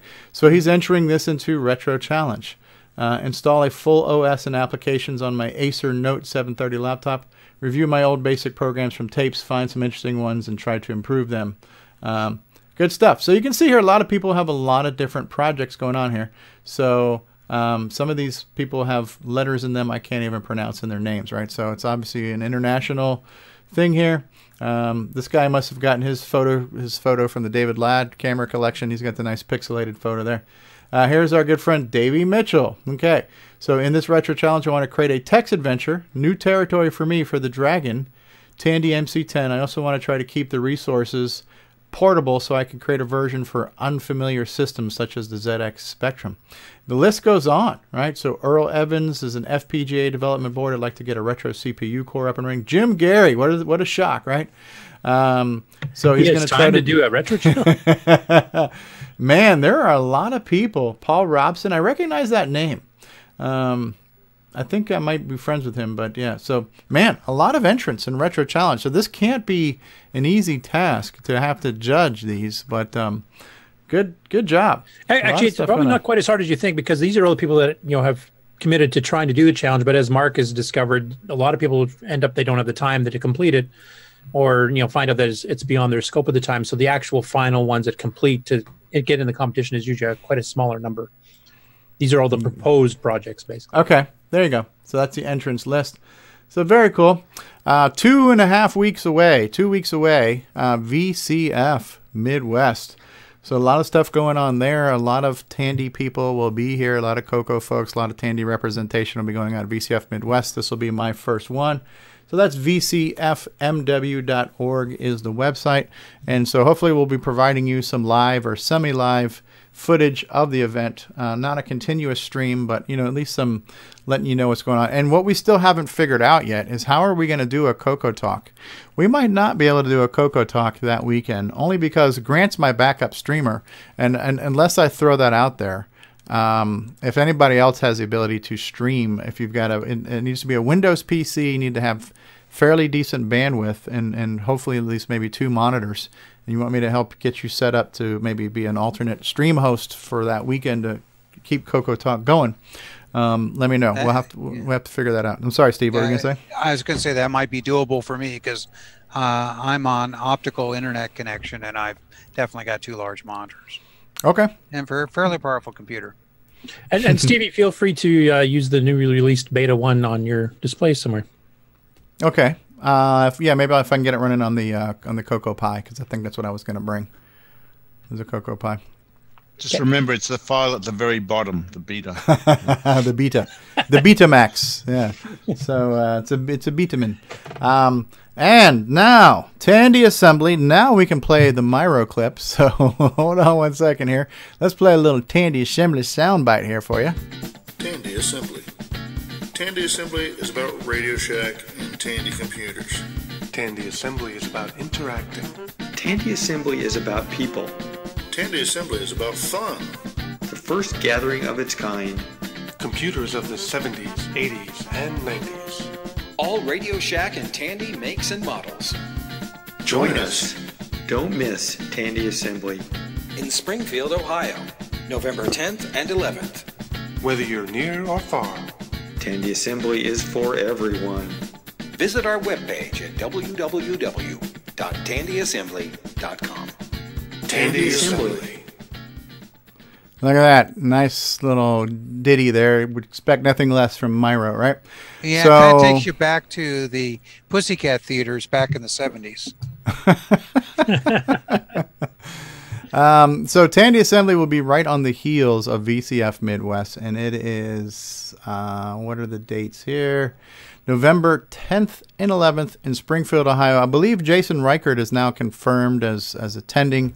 I believe he had said, listen, I've got a moral obligation. If I'm in the same state as this event, I should probably be there. So, Jason, you're confirmed? That is correct. All right. You got a table? Yep. Signed up last night. There you go. And so now we can add to your list of credentials as seen as PenFest and CoCo Fest and Tandy Assembly. Jason, the CoCo man Reichert, right? So I am definitely hoping to make that event. Still kind of to be determined. You're a definite maybe. Definite maybe, yeah. But Grant's got a room already booked, so if I need to shack up with my snuggle buddy and do some spooning, we got that taken care of. So I got all those words all rolled into one statement. I don't know. You got some competition with David now, so. So I believe we've covered some events, we've covered some news. For those of you who need to have Facebook spoon fed to you, we've just done that. Just make sure you lick off the spoon before you put it back in the drawer for the next person. So good stuff, good times. Have I missed anything? Other than the guy who said I inherited a museum collection, I can't find his post right now. You know, David and Grant could make a Stevie sandwich. Oh, Christ. This isn't an After Dark episode. Yeah, so hopefully later tonight we will possibly have that, or at least this weekend, we're going to have some more CoCo marathoning. I enjoyed that, actually. That's been a while since you did one of those. So Yeah. I mean, honestly, it was probably 6 hours playing Nick Marentes games over the weekend. I had the two different marathons of roughly 3 hours at a time. 4 hours of mullet discussion and 2 hours of gameplay. Yep. Yeah, and I still didn't get past level 2. What does your wife do? My wife? Yeah, while you're busy. Oh, she does her own thing.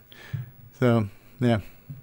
Paul Friscarelli says 60% of the time Steve will be there all the time. What the hell does that mean? So yeah, so maybe CoCo Gaming Marathon, games on demand for the Memorial Labor Day weekend. I always get those confused. So we'll fire up a CoCo. We'll get the CoCo STD going and play some CoCo games. We'll play some Nick Marentes games. We'll play some Bomb Threat. We're gonna try to move some inventory here. So we'll try to sell some of the new software for Bomb Threat and Timberman and Popstar Pilot and all that kind of stuff. So. So Ken Reichert says my Popstar arrived today. How long did it take, Ken? Probably about a week, right? Somebody else had offered to help too. I think it was Chad, and I think Chad's also in the UK too. I don't remember, or somewhere in some foreign country. But he was saying, "Listen, I'd like to help, and if you need me to help you, maybe put some jewel cases together or something else like that." So he was actually volunteering to help with the production of the CDs. And actually, if we can find out where Chad is, if he's closer to Nick, that might help for the Australian unit of production. But for the ones that are on the website, I don't have to do anything. So I appreciate the offer, but it's all made by a fulfillment house. They will produce them on demand. Each one is professionally printed and produced and shrink wrapped and shipped out, and you get it in about a week. So yeah, so cool stuff. So a lot going on. So if you haven't listened to the latest CoCo crew, you got some listening there. I'm really looking forward to hearing what Ron Klein has to say. Somebody else put a comment saying Ron's got a really good radio voice. I think that was in Discord. Somebody had mentioned that Ron sounded really good. He's got a nice kind of radio type voice. Thank you. So yeah. Too kind. Thank you. Too kind. Yeah. All right, what have I missed, guys? Nothing. While you guys were fiddling your bits, I added a bit more to my game. So I've got it sort of animated and working. So I can, if you want to share the screen, I'll just throw it up. Yeah, let's do an Eeyore and get it on up here. So fiddle those bits up on the screen. Okay. And sharing. Now, is that coming up? Ooh, yes. Ooh, it's pulsating. So that's the title.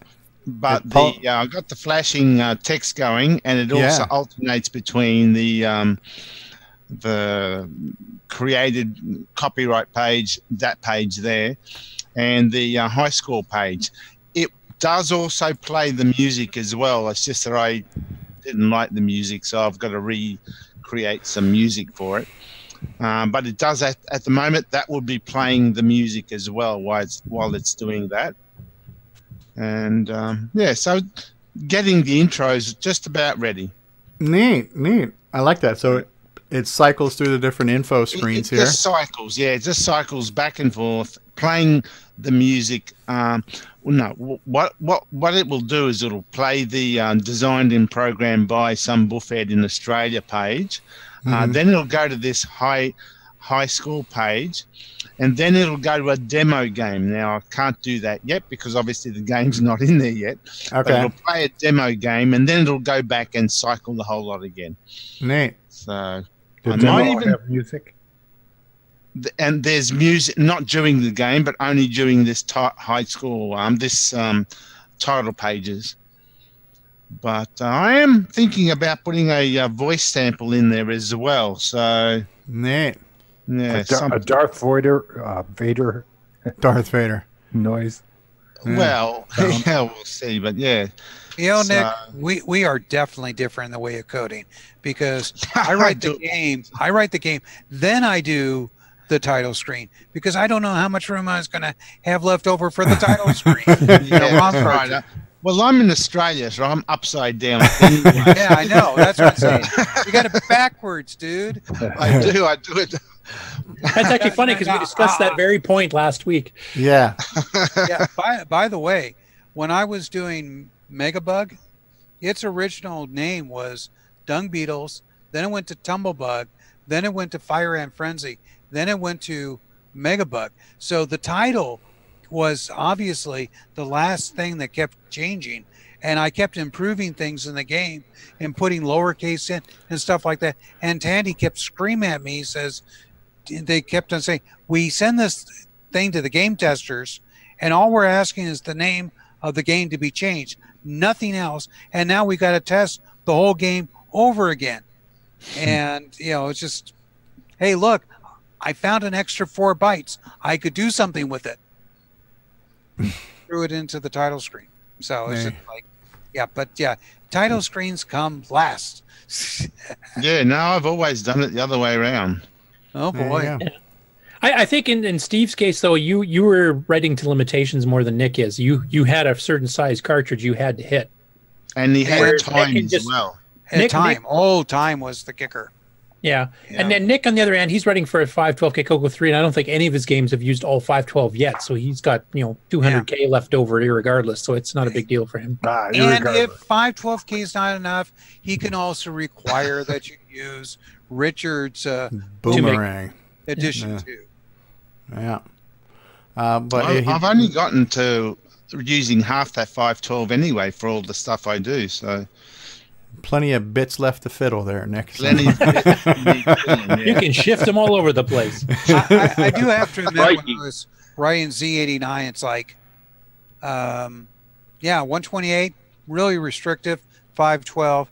Hey, I got lots of room here. I can bring in audio and have it decompress sitting in a RAM. I don't have to decompress it while I'm playing. So Donkey Kong by Sockmaster John Kowalski does the exact same thing. That's that whole decompressing data at the beginning. It's audio samples and his sprite simulator and everything else. So, no, it's the only way to get it on one floppy. Yeah, that's a challenge now too, because now your next limitations now is your floppies have less storage than your RAM does. And that's exactly why the ease of use is being distributed with a hard drive image. Yeah. Yes. And I'm running out of time. I've got to finish the spit polish on my Cosmic Aliens to be able to bring it to VCF Midwest. I've got one more level to implement in there.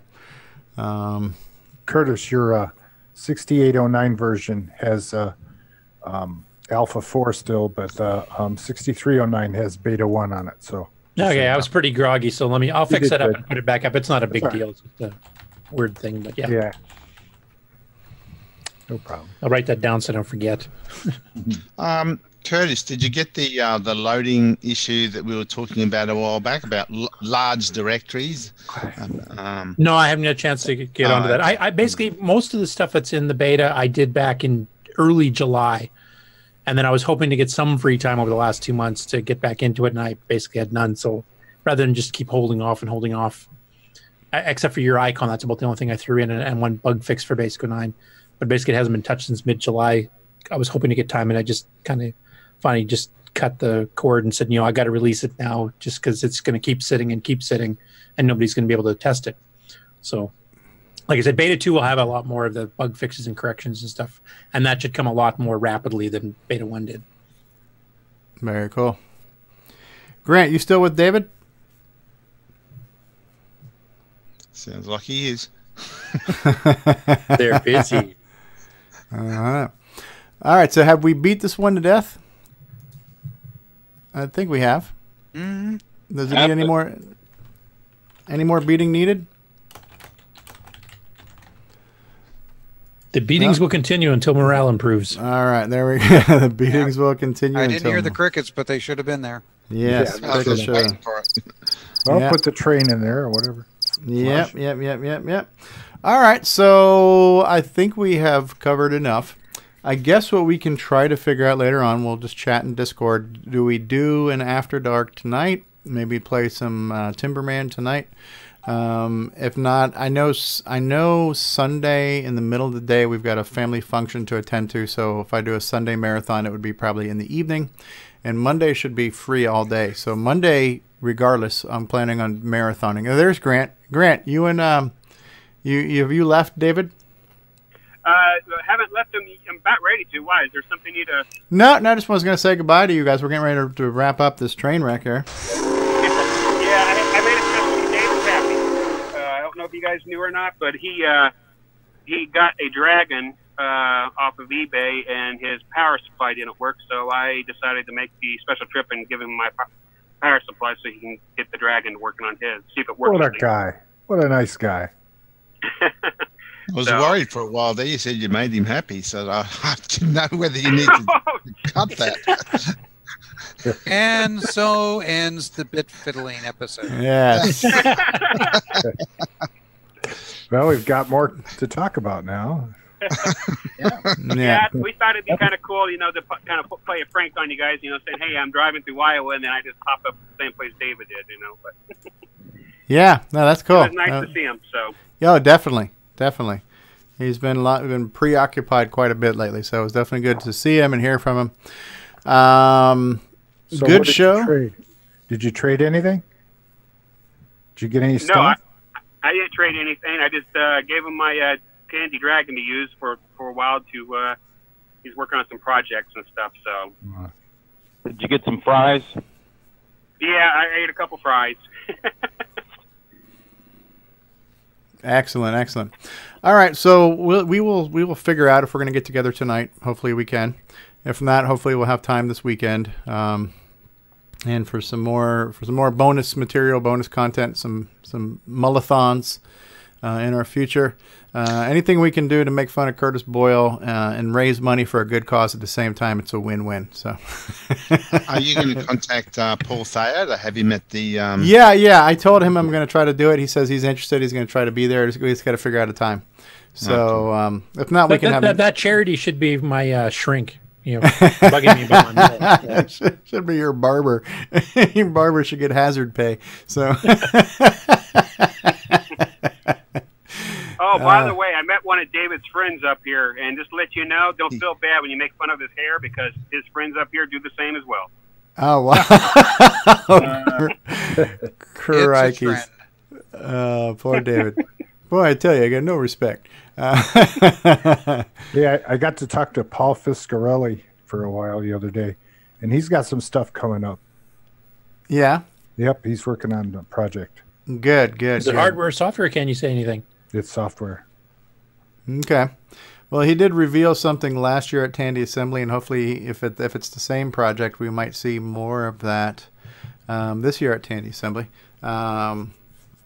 Yep. Good stuff. Good times.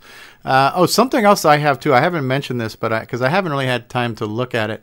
The tool that I've been using for Cosmic Aliens is a tool that John Strong has given me. So it's kind of a little mini IDE. It's mostly an editor that edits my basic program. It tokenizes it. It updates it in a disk image. It can now actually launch an emulator too and run it. But something else that John Strong has done for me is he has given me 2 assembly language routines inside Cosmic Aliens. One of them is a pcopy, and one of them is a CLS or PCLS or whatever it's called. So they'll clear the screen.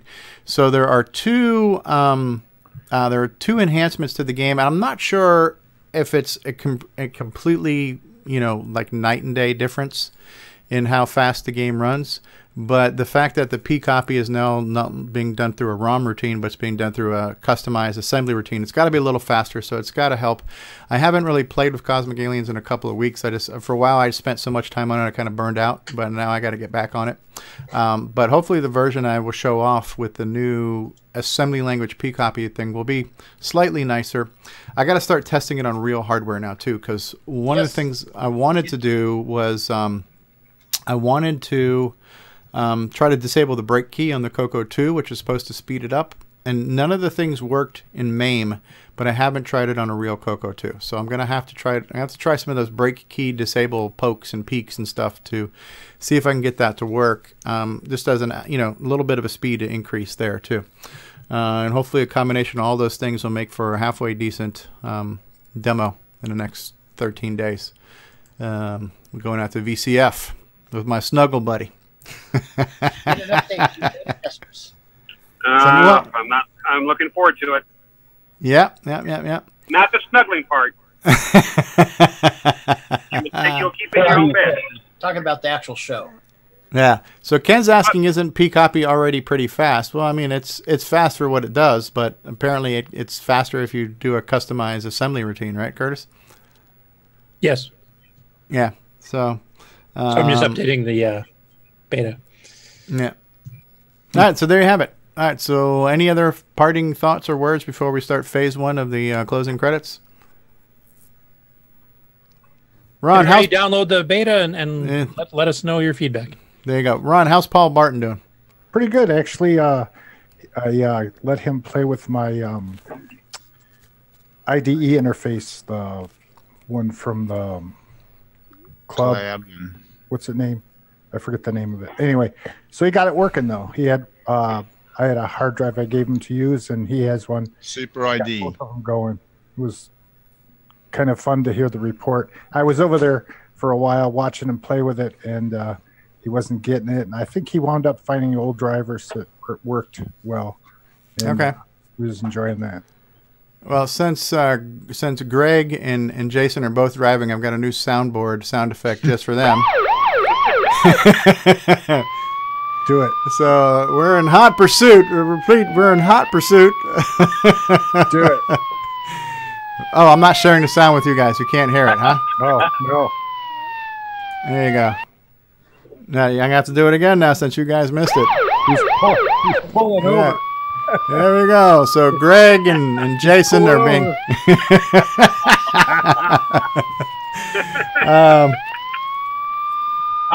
Attention all units. Last seen at a McDonald's with a bald-headed man is now escaping. Attention all units. Take out your Canadian license. Yeah. You got to press the button for the oil slick to start coming up here. Now we're getting into Spy Hunter here. So, all right. Well, we're going to start phase 1 of the CoCoTALK outro here. So we'll be back here in about a minute and a half. So gather your final parting thoughts and words of wisdom, and we'll be back here in just a minute.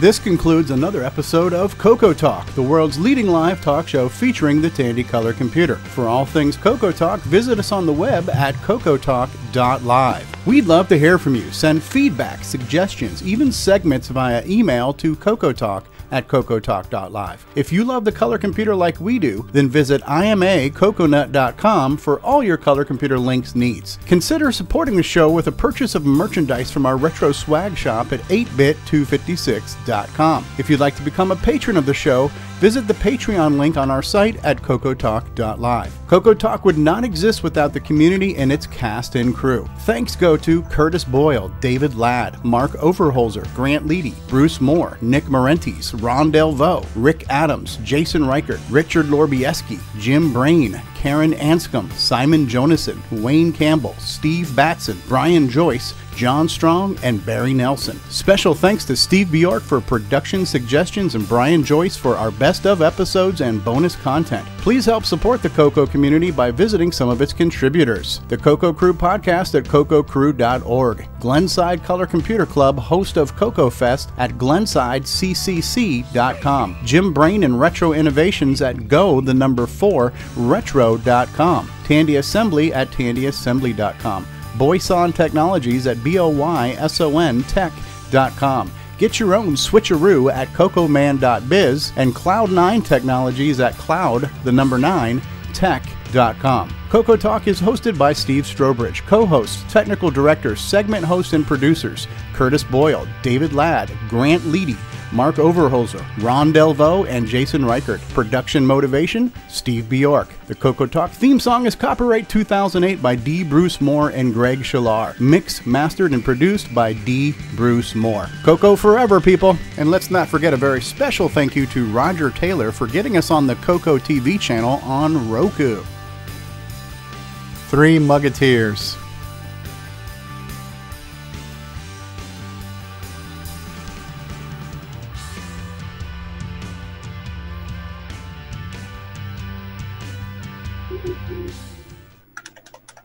And there we go. It's a wrap. We're off the air. Well, we're not off the air, but we're out of show, I believe, right? So I think we ran out of show half an hour ago. about 3 hours ago. So when does that stop us? Right, it's a wrap. All right, so to be determined, possibly more content tonight, definitely more content this weekend. Thank you all for being here. Still in the program, Curtis Boyle, Ron Delvaux, Mark Overholzer, Al Hartman, Steve Bjork, Nick Marentes, Grant Leighty, and Jason Reichert, both in hot pursuit. So in the live chat, we've had a veritable cornucopia of people with nothing better to do on a Saturday afternoon but listen to this crap. But we've had Retro Innovations and Mark Overholz and Rob Inman and Richard Lorbieski and Ken Reichert, Alexander Wallace, Rob Inman, Davey Mitchell, Al Hartman. Pint of Milk was here. And Kyle Eder was here. And Nick Marotta. Has anybody heard from Nick Marotta this week? I believe Nick Marotta was in here. And Mark Overholzer, Ken Reichert, Coco Man, Brian Weisler was here. Davey Mitchell, and all kinds of people in the live. Tom C., Tim Franklin, Curtis Boyle, Ken Reichert, Dave Phillipson said, hey guys. And Retro Innovations has been here. Paul Fiscarelli, Rob Inman, Nick Marotta. The list goes on. Dave Phillipson, Paul Fiscarelli, I think I'm repeating myself at this point, Tom C., Rob Inman, yes, Tim Franklin, Davey Mitchell, I believe. Eddie Serbinski was here from up there in the Great White North. Dr. X, 0079, Retro Innovations, I believe I mentioned Retro Innovations, Tim Franklin, and so on. Paul Fiscarelli. I think you may have forgotten Nick Marotta. I might have forgotten Nick Marotta, our CNN correspondent here. Al Hartman was in the chat, Paul Fiscarelli, Tom C., and then Mojop01 says, awesome show, everyone. I'm an addict. Mojop. And Nick Marotta. Yes, Nick Marotta. That's the first step admitting that you have a problem. The first step we have is I'm an addict. Yeah. So that's it. So, yeah, Jason's going through a tunnel there. Woo, woo, woo. We're in hot pursuit. Roscoe P. Coltrane's. Yeah, all right, we're out of here. All right, guys, so thank you all for watching. We're going to skip the post-closing credits at this time. What do you guys think? Should we play post-closing, or have we had enough? Is everybody done? It's time to put a fork in it? You're the boss. No, I'm not the boss here. Tom C. Push all right. the button, Frank. Press the button, Frank. All right. Live from Kandahar. This is the sound of me hanging up on the live stream. Thank you, everybody. We'll hopefully see you more this weekend. CoCo forever, Retro forever, David Ladd forever, and we'll see you next time. And don't forget to fiddle your bits, shift your bits, rotate your bits. Just do not try to do an arithmetic shift left, because it doesn't work. So we'll see you next time. Bye-bye. Later all.